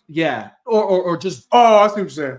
Do that. Don't touch Superman, because from what I can tell, you're not capable. See, this is, and I'm glad you're bringing this up. And this is the point. This is the point I'm trying to make with people. It's like, I understand the business side of it, where this reboot happened. Like, again, I'm not going to start this argument again in my comment section of they shouldn't have put all that pressure on a Black Adam film to determine the future. Hey, they did, okay? They did. Just, we're living through this as far as the results of what happened, okay? So it's okay. So I'm not going to keep talking about that in the comment section. But so the Cavill cameo didn't work as far as what they wanted. Zaza, flipped to this situation, right? That's a reality. So I understand they're doing a reboot. And hey, we got to live with it. They chose Gunn and Safran. Okay. There still was a way to salvage this as far as just as a DC fan. Again, with Zach, that's a separate conversation. Zach, I still believe Zach will do DC again. I think he will finish the story one day. We're going to forever talk about that. But with mainline DC, if you're rebooting and the reasons that you did, okay, have someone else do this Superman. I think that could have salvaged, like you just said. And Gunn, if you want to go do Metal Men or some kind of obscure, do your Creature Commandos or whatever over there. This is too high profile of a character, and you're trying to reboot, and you're trying to, again, you're following something that actually made money, and you're starting from the ground up with this. That's why the reasons I say that. That's why I think the Supergirl film is going to do great, because it has every problem that people are finding with Gunn Superman. It's like, Gunn's writing and directing Superman. Well, Supergirl is a different writer and director, and he knows how to show women in action. I don't like Superman's suit. Supergirl's suit looks great with the skirt behind the scenes, right? So it's a different vibe, and I think that's the mistake. As far as Gunn is leading with his own Superman film. You got hired to be the head of DC Studios or co-head. Nobody, like, I don't know, like, why'd you think you had to direct? You're already wearing a big enough hat. Like, why are you trying to wear more than one hat? Now, I will say, the Zach factor, unfortunately, is also the thorn on his side, because with that also being said, you're the head of DC Studios. You could have actually brought Zach back to continue what he was doing. You actually had that choice to make, and you chose not to. Yeah, and why do I keep forgetting his name? Safran, yeah. You and Safran had the choice to bring Zach back, like, and that's clear, and you guys didn't. and you know, you could have just. And here's the crazy part: in a perfect world, you would have done that, and guess what? Since you're the head of DC Studios, if you have ideas, you could pitch it to Zach and actually work with Zach on the universe he was going to continue to build. What? Like there was a world. There's clearly a world where that could have happened, and you chose not to. That being said, that's the problem. Is like you chose to direct when you didn't have to. One, you could have let somebody else do this. Wear your big hat. You're the head of DC Studios. You can come in. You can give creative ideas, and that director could have cooked if you were trying to. Because again, obviously, you want to reboot. That's a choice you made. Okay, it would have been understandable. I'm not saying it's the right choice, but it's understandable. That's one thing I'm gonna hold because I know you bring the Zach conversation in. That's one thing I'm gonna hold the door on right there. We're saying the reboot was gonna happen. Yeah. Like just this wasn't gonna be Zach's vision. So it's like with that, if we're giving that up to that point where okay, all these events happen, the reboot has to happen. Right. You and Saffron are in charge. Yep. Your first choice is okay, I'm gonna do my Superman movie. Yeah. No, that's not what he should have done. You're trying to reboot. You should have brought someone else to come handle that. And you're right. I think like the reasons why it looks like Supergirl's on the right track, and possibly even Green Lantern is because guess what? You're not the director of those movies. You're not in charge of writing for that. Like you're letting people actually work, do their thing. Right. And that's what you should have done here with Superman. He'll have his exact input. He's going to exactly. It's not like input, and that's this Feige right there. Yeah, that's exactly right. Feige does that. We all know Feige did that in Marvel. Like he had his opinions and his advice, like what he wanted to see. He'd come, give the Russos and give whoever else, like, hey, look, I think this idea will work, whatever. And they took it in, they put it, they implement it, and boom, you get that universe. You could have been that. You could have that's what your role could have been. Just that. And you've actually probably could have pulled off a successful reboot. But because you wanted to, for whatever reasons, take the reins and put together this movie, now you're jeopardizing your reboot. You know what I'm saying? Like, and again, not that I really was, I'm not gun ho for a reboot, but at the same time, like just objectively looking at this, right? Without my own biases,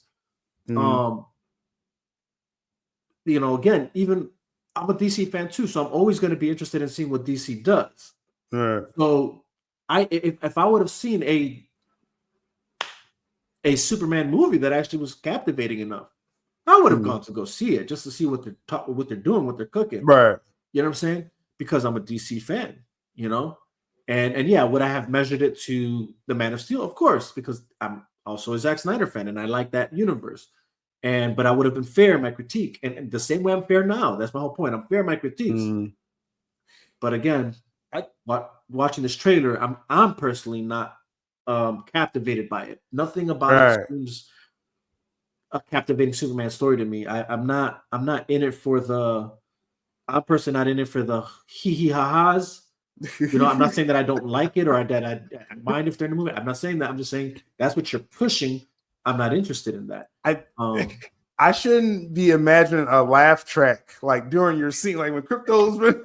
I can think of people like a studio audience, like he's laughing, Crypto stuff. It's like no, right. I don't want that. And I think we're kind of getting to the bottom of this though, Vega, because there's different conversations going on out there, and again, I want to invite the objective conversation. Yes. What we wanted to happen, restore the Snyderverse. Yeah, we did for sure in the story, right? Like this, the conversation's over right there. But what actually happened, and that's why I got to kind of caveat. I'm like, okay, let's just accept. They put all that pressure on Black Adam to succeed. It failed. Right. That had Cavill attached to. Okay, reboot. Okay, right. I gotta accept that. Yeah, this reboot happened. Yep. Because we can't get anywhere in our conversations if we don't start, start at the door right there. Exactly. To even get into this conversation, right? And so now we're in it. What I'm saying and what I'm thinking, Vega, this is I just kind of came to this conclusion as we're talking. James Gunn does he have a stigma? If Ryan Coogler was doing the Superman film, now I know it's not fair to say that now because he's like the darling in theaters. So it's like I'll say it like this. Okay, Nolan. Okay. If they say, okay, Nolan, do this rebooted Superman film. That cuts off a lot of just trepidation. Yes. But the point I'm saying, I'm like, this extra pressure, because when I mention Supergirl, I see everyone relax. When I bring up Supergirl, they're like, all right, we'll see what happens. You know, I know, I still bring Zach back, but let's see what you got with Supergirl, right? You got a different director, different writer. But this is all tied to Gunn. This Superman, the trepidation, the people I know there's people that they're probably going extreme and stuff like that. But if it was any of the directors, like I said, Denny V, the guy that does Dune, if he was doing a Superman film, I think people would have accepted. I think this is all because it's James Gunn. It is. People are having their problem. 100%. You know, for who he is and his directors, that's the point I'm trying to make. Yes, who he is as a creator. Yeah, 100%. No, that's exactly what we're talking about here.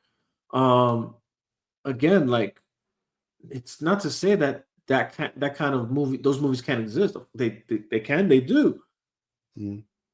But is that a Superman movie? I don't think it is. Like, your style isn't Superman, and I think like it's like you should have been humble enough to just accept that. And this is why, unfortunately, it kind of does go back to the character. It's almost like that's why you really can't separate the two, because it's like, bro, like, like, how much more of an ego do you need? You're the head of DC Studios, my guy. You know what I mean? Like, you couldn't be humble enough to realize, like, yo, I need to get a proper director to do the Superman movie. I mean, dude, Danny V, I imagine, would do a great job with Superman. Oh man, you know what I mean? Like, I think, you know, so yeah, that is what it is. I mean, all the other details of like getting past the past stuff, right? Like the real past stuff, like the you know, right. But like to the more recent patterns of, I guess, James Gunn's behavior. Unfortunately, this just added to that, right? Like, it's like, because again, it's like when they first brought you into DC, you could have chosen any project, my guy, and for some reason you chose the Suicide Squad. What's that about? You know what I mean? Like, I just had, you know, you kind of have to question that. Like, why you say David Ayer's your friend, but then you come in and you do the Suicide Squad? See, I don't know. I'm looking more at the character. I see what you're saying. Yeah, again, that's the character thing. I'm not saying that that's like, that has to be a thing. Right. That's unfortunately why it is a thing, because you come, you do that, and then you like, you know, like we just mentioned, you like shit on all the characters that came out of this David Ayer Suicide Squad, right? So, and then now here you are, you're the head of DC Studios, and again, now you have the power to bring anybody in to do whatever films you want to, you know, for this reboot, and you took it upon yourself to do the Superman movie.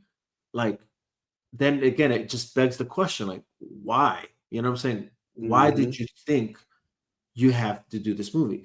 And unfortunately, that's why his character is always his character personally is in question every time because of that. Just it's also just his recent behavior. But again, even that aside, like, it's for me, the main thing is what we're saying. It's your style of how you portray characters doesn't fit with Superman, and you should have brought in another director that has the capacity of you know, properly giving us a good Superman story, a good Superman aesthetic and feel and whatever, especially with the modern time.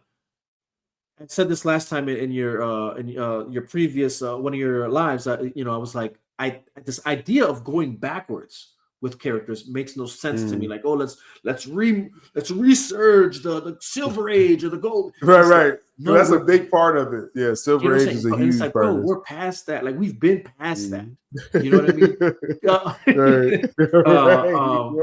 that was great about Zach. He was implementing New 52 in real time. This was like when it was going on. Exactly. Now someone that comes along now, like people out there that read your comics, like you got the Joshua Williamson Superman run, where he's not going back. He's saying this is prime Superman. Yep. And he's kind of has like more of like a Lex Luthor, and he actually evolves the Doomsday story. But my point, there's current iterations you can go with right now, yes, and not have to. Oh, let's go back to Silver Age. And again, this is no diss because we're dealing with like I guess baby boomers. They like their. I saw a few of them on Twitter. They're like, I'm 60 plus, and this is the first Superman since Reeves. I get it, bro. Okay, you grew up with Reeves. I get it, bro. Okay, you know what? Like, can we even just admit that that's a lie? You're gonna just act like Superman Returns doesn't exist? You know what I'm just saying, bro? Like, y'all didn't support Superman Returns. I'm just saying, but so this whole Silver Age thing, and again, I get it. The whole, retro futurism. I think Marvel's going to do it better with Fantastic Four. I think that's So I'm glad. I'm kind of because I'm trying to get to the root of my issue. It's not just settle on it's a reboot and I'm upset. And no. Not discounting anyone if that's how you feel, right? Exactly. I got a nice mixed viewership of people who they're like, no, like when they rebooted, I was done. I'm like, hey, more power to you. I get it. Right. I'm gonna watch. I'm gonna give everything a chance. But the problem with Gunn, it's not the Diddy parties. It's not the past tweets or. Yeah, he's a jerk online. Yes, he is. He came at me one time. Now I made money off the tweet. So shout out to Gunn, jumping in my mentions. So I got no problem with Gunn. I made money when me and him, meet for but it's you raised a great point when you said they gave Gunn a choice years ago after he got fired from Marvel, right? Because of those tweets we was talking about. He chose Suicide. Now you was going more of the Ayer part of it, which I kind of give. It's like that's your boy, right? But like now, let me just take this. But sorry, bro. but let's give him a pass. I'm gonna get a gun to pack because I'm a fair person. You didn't mean nothing personal by it, right? But out of all the DC catalog of characters, you picked the Suicide Squad. Now you think you could take on Superman now? Right? Like. I mean, if you look at the roster, like okay, I don't want to do Superman's kind of too big. Batman is Batman. I don't want to do a Flash. He should have did a Flash. I really think he could probably done a Flash. I think he could do like a Wally West or like a Wally West version. Yep. He went all the way down the list. Said Suicide Squad. That's my jam right there. Right.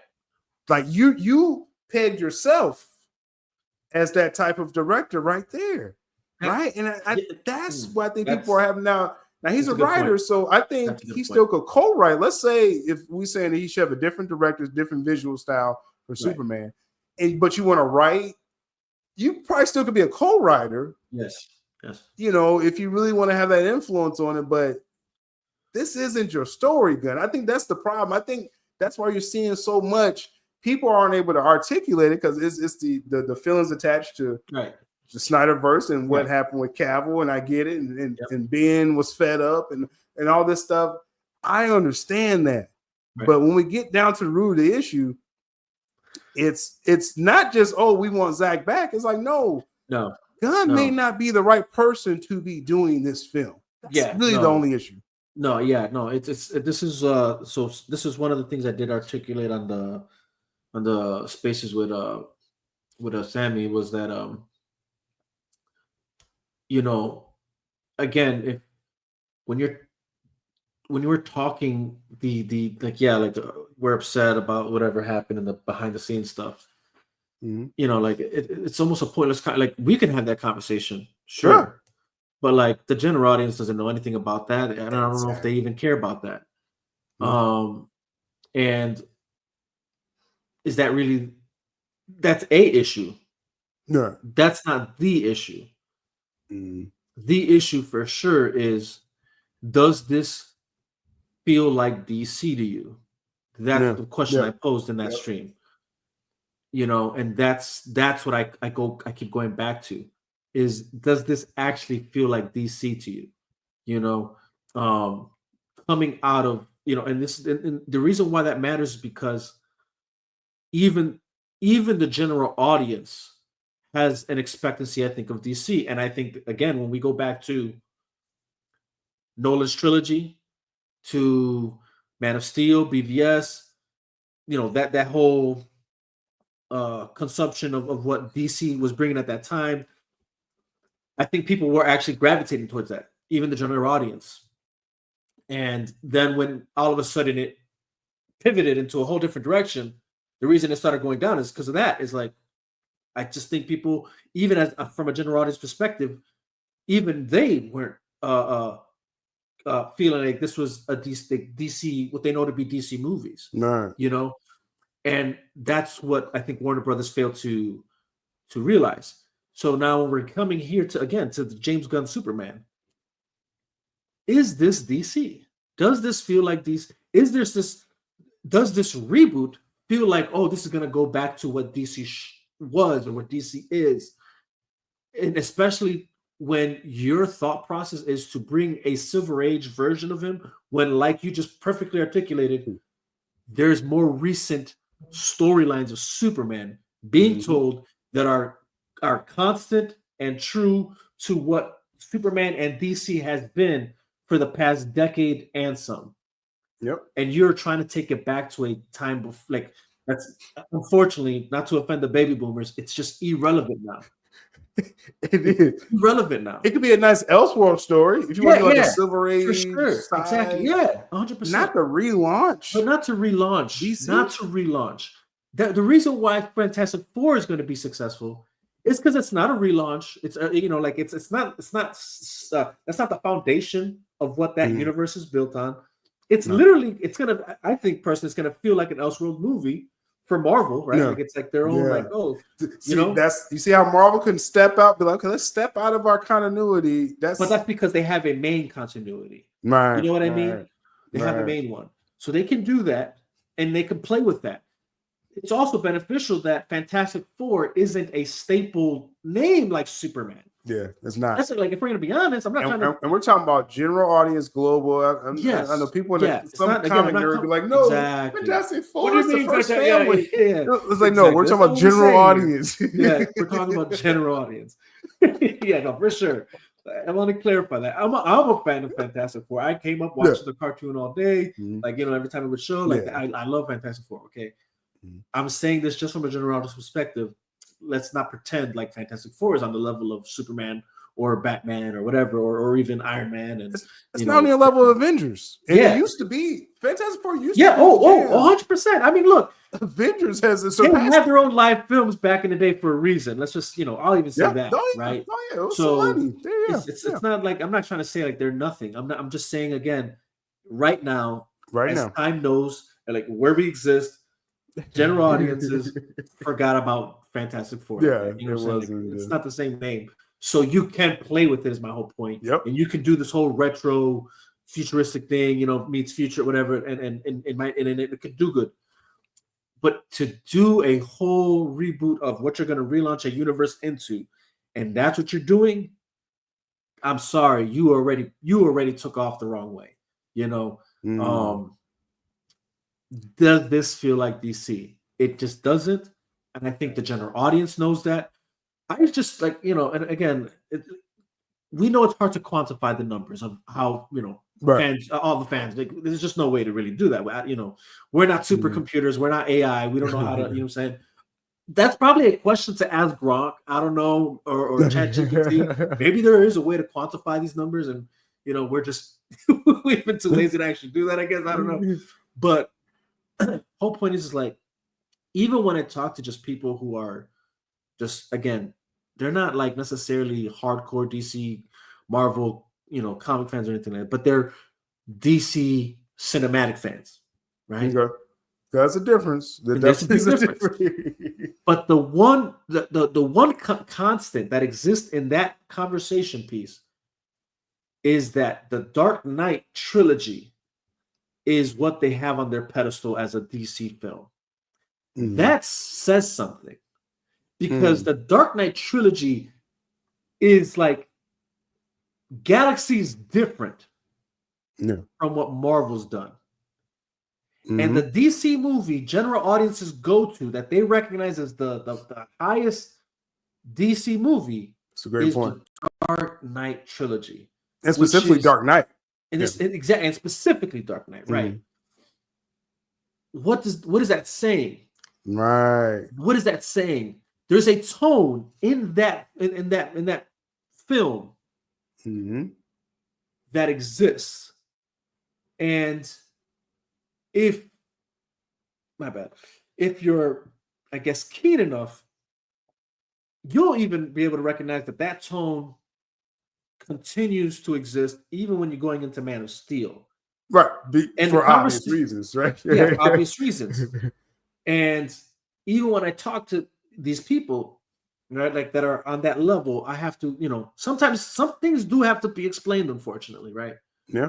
And it's like, I'm like, look, like as grounded and the tone was for like Dark Knight, the reason why it kind of transforms a bit into something a little different is because Superman is a fictional character.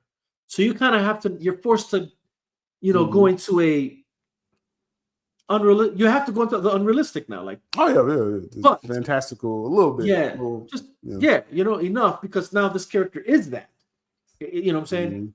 But you just can't deny that Zack Snyder, along with everybody that worked on that film, was able to give you that while still keeping that tone of reality, of relativity, of real world consequences of man, if this character did exist in my world, right, this is it. Right? That's DC. And that's DC. And it continued once you get into BVS, and that's DC. And I think people even Suicide Squad, David Ayers, as funky as they tried to make it with the soundtrack and all that, but the constant is that it feels still like you're in a real world. You know what I'm saying? Like the consequences are still that of which would be real. That tone was still there. I'm sure it's even on a more perfected scale in the you already David know cut, on for sure. Yeah. So like I'm saying this. I don't want people to think like I'm saying that the Suicide Squad was flawless. David Ayers' Suicide Squad. I'm just saying that it somehow still managed to hold a even if it's just a tiny thread of that tone. It felt still DC. It still felt DC. You knew it wasn't Marvel. You knew. I think Yes. with Leto, with Leto's presence in that film, even the studio cut we're talking about, even then you're like, okay, this is still DC. This is still DC. It wasn't the best in my opinion, but no, you raised a good point. But it still felt like DC, and then same thing with Wonder Woman. And that's I think what everybody knew DC was. Even Aquaman for sure is like it's the exception to the rule, but I feel like there's reasons for that. And it isn't what everybody tries to, or not everybody. Some of the argument sometimes is made that film was successful because it emulated something of what Marvel was doing. And I'm like, no. If you think that that's why that movie was successful, you got it wrong. That movie, I believe, was successful because one, it was still like how do you say? It was still built on the foundation of what was set for it, right? Which where that Aquaman comes from. That's one. Two, it felt like it was the Star Wars of the sea. For the first time, we're getting a world that can exist in the deep oceans that we don't know exists. And that's what it felt like to me. It felt like it was very sci-fi. Like, but instead of outer space, I'm in the deep waters of the ocean.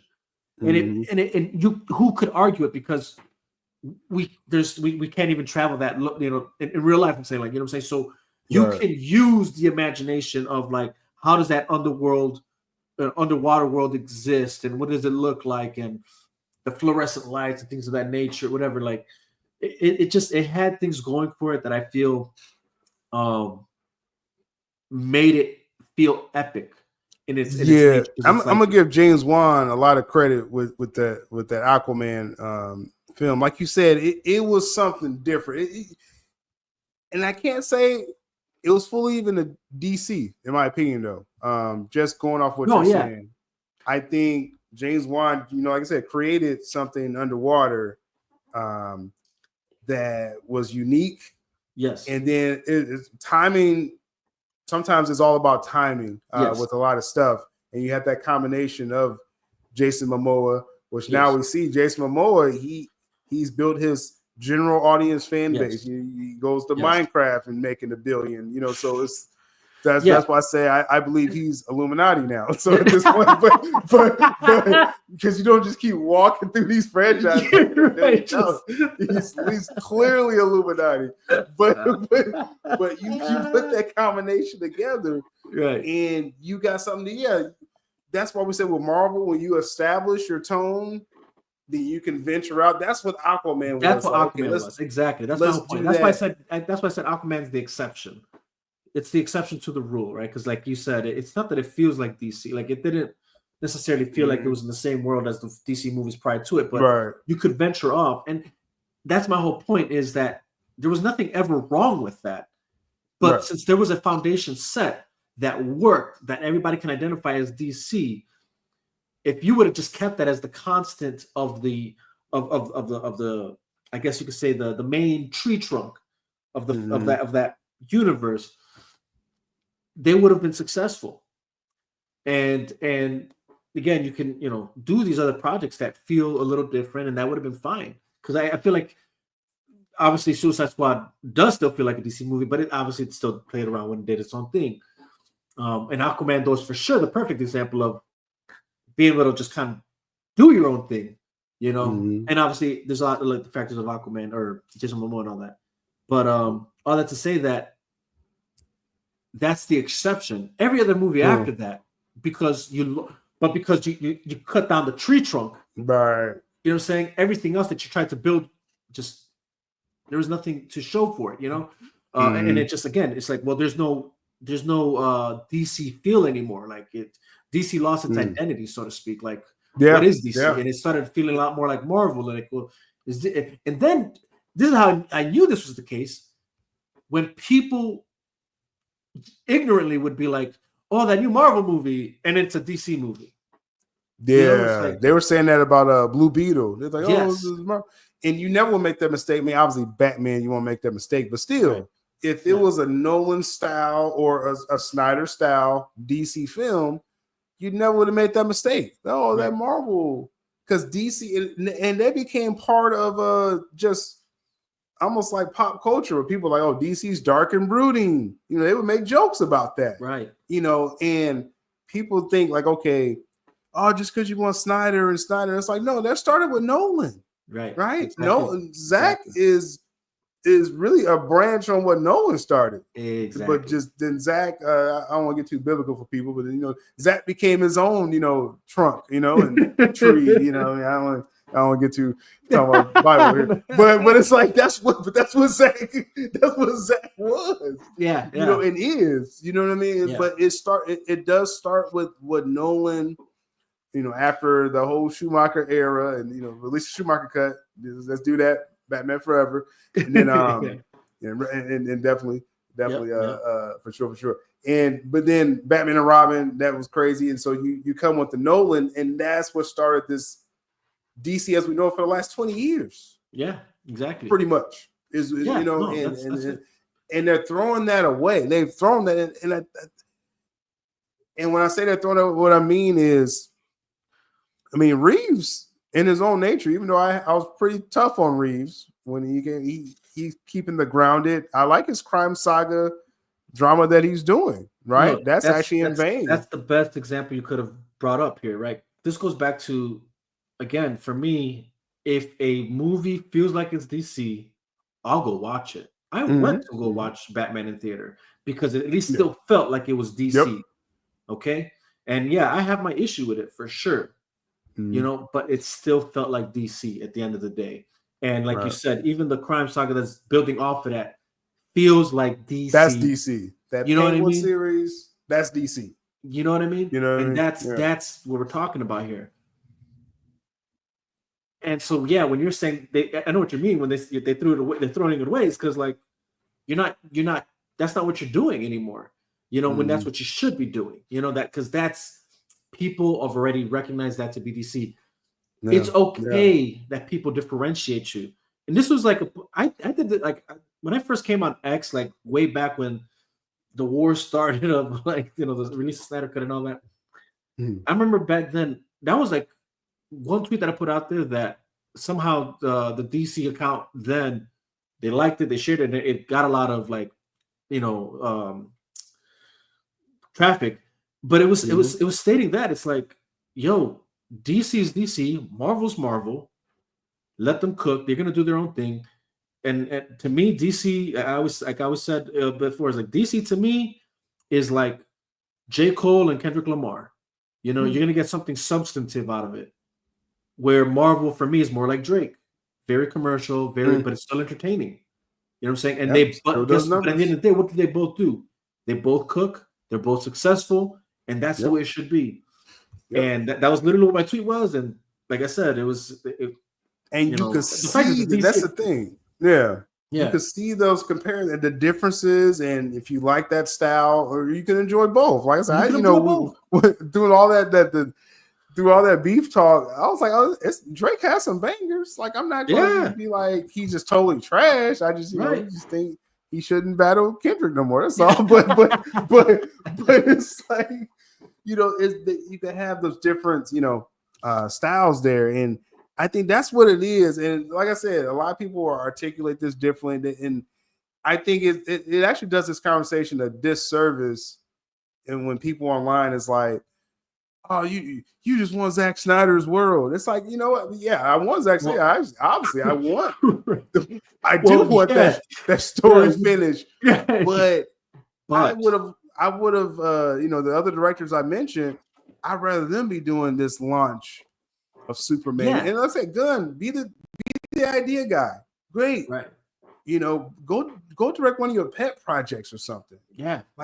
That's why this film is getting so much scrutiny. It's like it kind of hit the nail on the head here, is that it's other factors, yes, but if you had a better presentation of a director and what you're seeing with this character of Superman, the reverence, you wouldn't have half the backlash that you're seeing. People will be skeptical still because it's a reboot, right? But it all comes back to Gunn. It really is about him and his style, his way of directing, and I think so. Really, like I said, this question we had, it really no diss to our movie news. This is a meaningless question. It really is. It really is. It's really a meaningless question because really is. The problem is Gunn's the director. That's the problem. Yeah. Of Superman. Yeah. Could he do, like I say, hey, go do a crypto project or something to go, and you probably will be great. Gunn, and I want to say this too, as we'll kind of round this up. But with Gunn, I say he's a writer. He knows how to put emotions in the characters. Guardians was perfect for him because no one knew those characters. I didn't read a Guardians book at all until he directed the first film. And when given a choice, I'm so glad you brought that up. When given a choice of a DC character of the entire catalog, he picked the Suicide Squad. That was he passed all A-listers, B-listers, C-listers, and it's like, okay, this is how you see yourself, which is fine. Yeah, no, exactly. Don't try to turn around and say, "Oh no, I want to take the big Blue Scout, the Boy Scout now." No. Don't do that. Right. Please don't. Yeah, but you already are, but you are, and it's coming, and that's what I'm saying. I deal in reality as well. So we're getting this movie, but just kind of to wrap that up is that's why it is Gunn, not because of the tweets and stuff. It's Gunn as a creator. That's the dark cloud over this film. And for better or worse, we'll see what we end up with. I already know what we're going to end up with, right? But this could have been better. This could have been with a better visionary behind Superman. Right. And Gunn with his notes. I think you could have cooked up something. again, not everyone would accept it. You still would have had some Snyder fans saying, no. While it's closed, everyone wants to. First of all, and in my comments, I don't know if it's some kind of protest on my videos or something. Y'all come on my videos. I talk. I report the news, and y'all saying hashtag while it's closed. Well, I'm like, are y'all boycotting me or what's going on? What's going on here?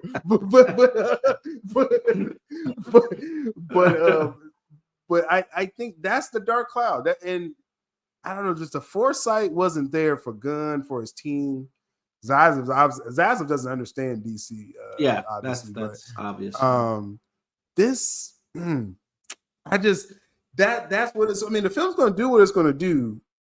I'm just starting to kind of realize this could have been better. No matter what it's going to do, right? It could have been better. Not just saying, oh, just do Zack Snyder, but just any capable director who doesn't have the stigma of James Gunn. Right. I think this film will have a better feeling around it. No, it would. Again, the Batman is the perfect example for that. Like Matt Reeves, people liked his work, so they said, okay, he's doing the Batman.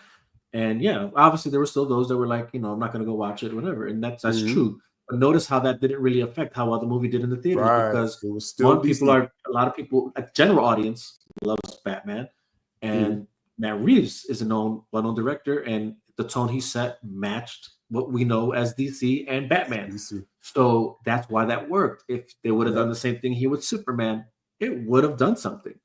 It's that's just the obvious. It is. So it's Gunn, and it's not DC.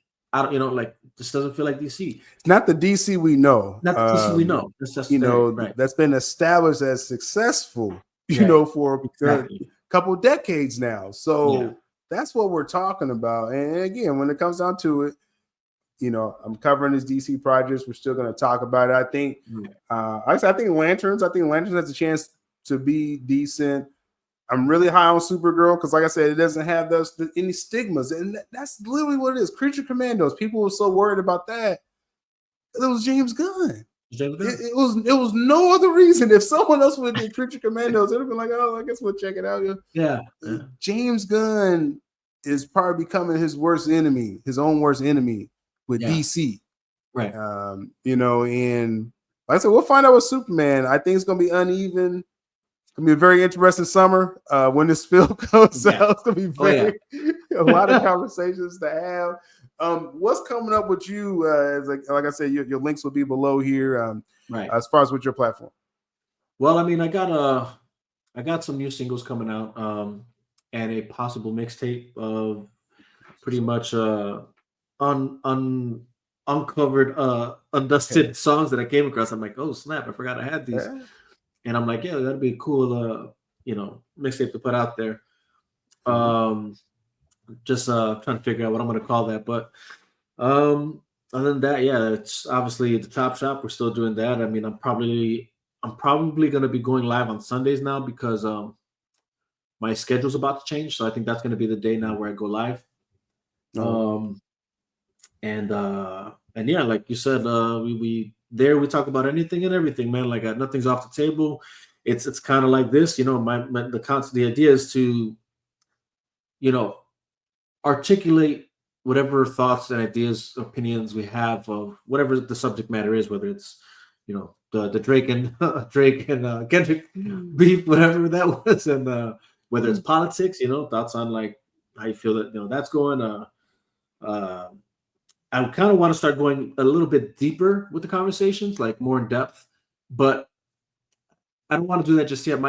For me, I feel like what I want to encourage is like, yo, can we have these conversations just to open up dialogue, right? And then once we open up that dialogue, once we, it's like, all right, now there's, I want to build that kind of trust where it's like, look, that whatever's coming out of me and whoever I have on, it's sincere, it's, it's respectable, it's, whatever. And then, all right, now let's get into the meat of things. Like, why is this thought? What is it? What are we really talking about here? Like even like the last live I did, we talked a little bit about Kanye's tweet, and then I kind of dived in deep about what I really thought was significant about it, as crazy as it, obviously was, but chopping it up and having conversations. So No, cool. Like definitely looking forward to more episodes of that with it overall. But we're gonna close this out again. sylabdul joined by Il Vega. Stay the fandom.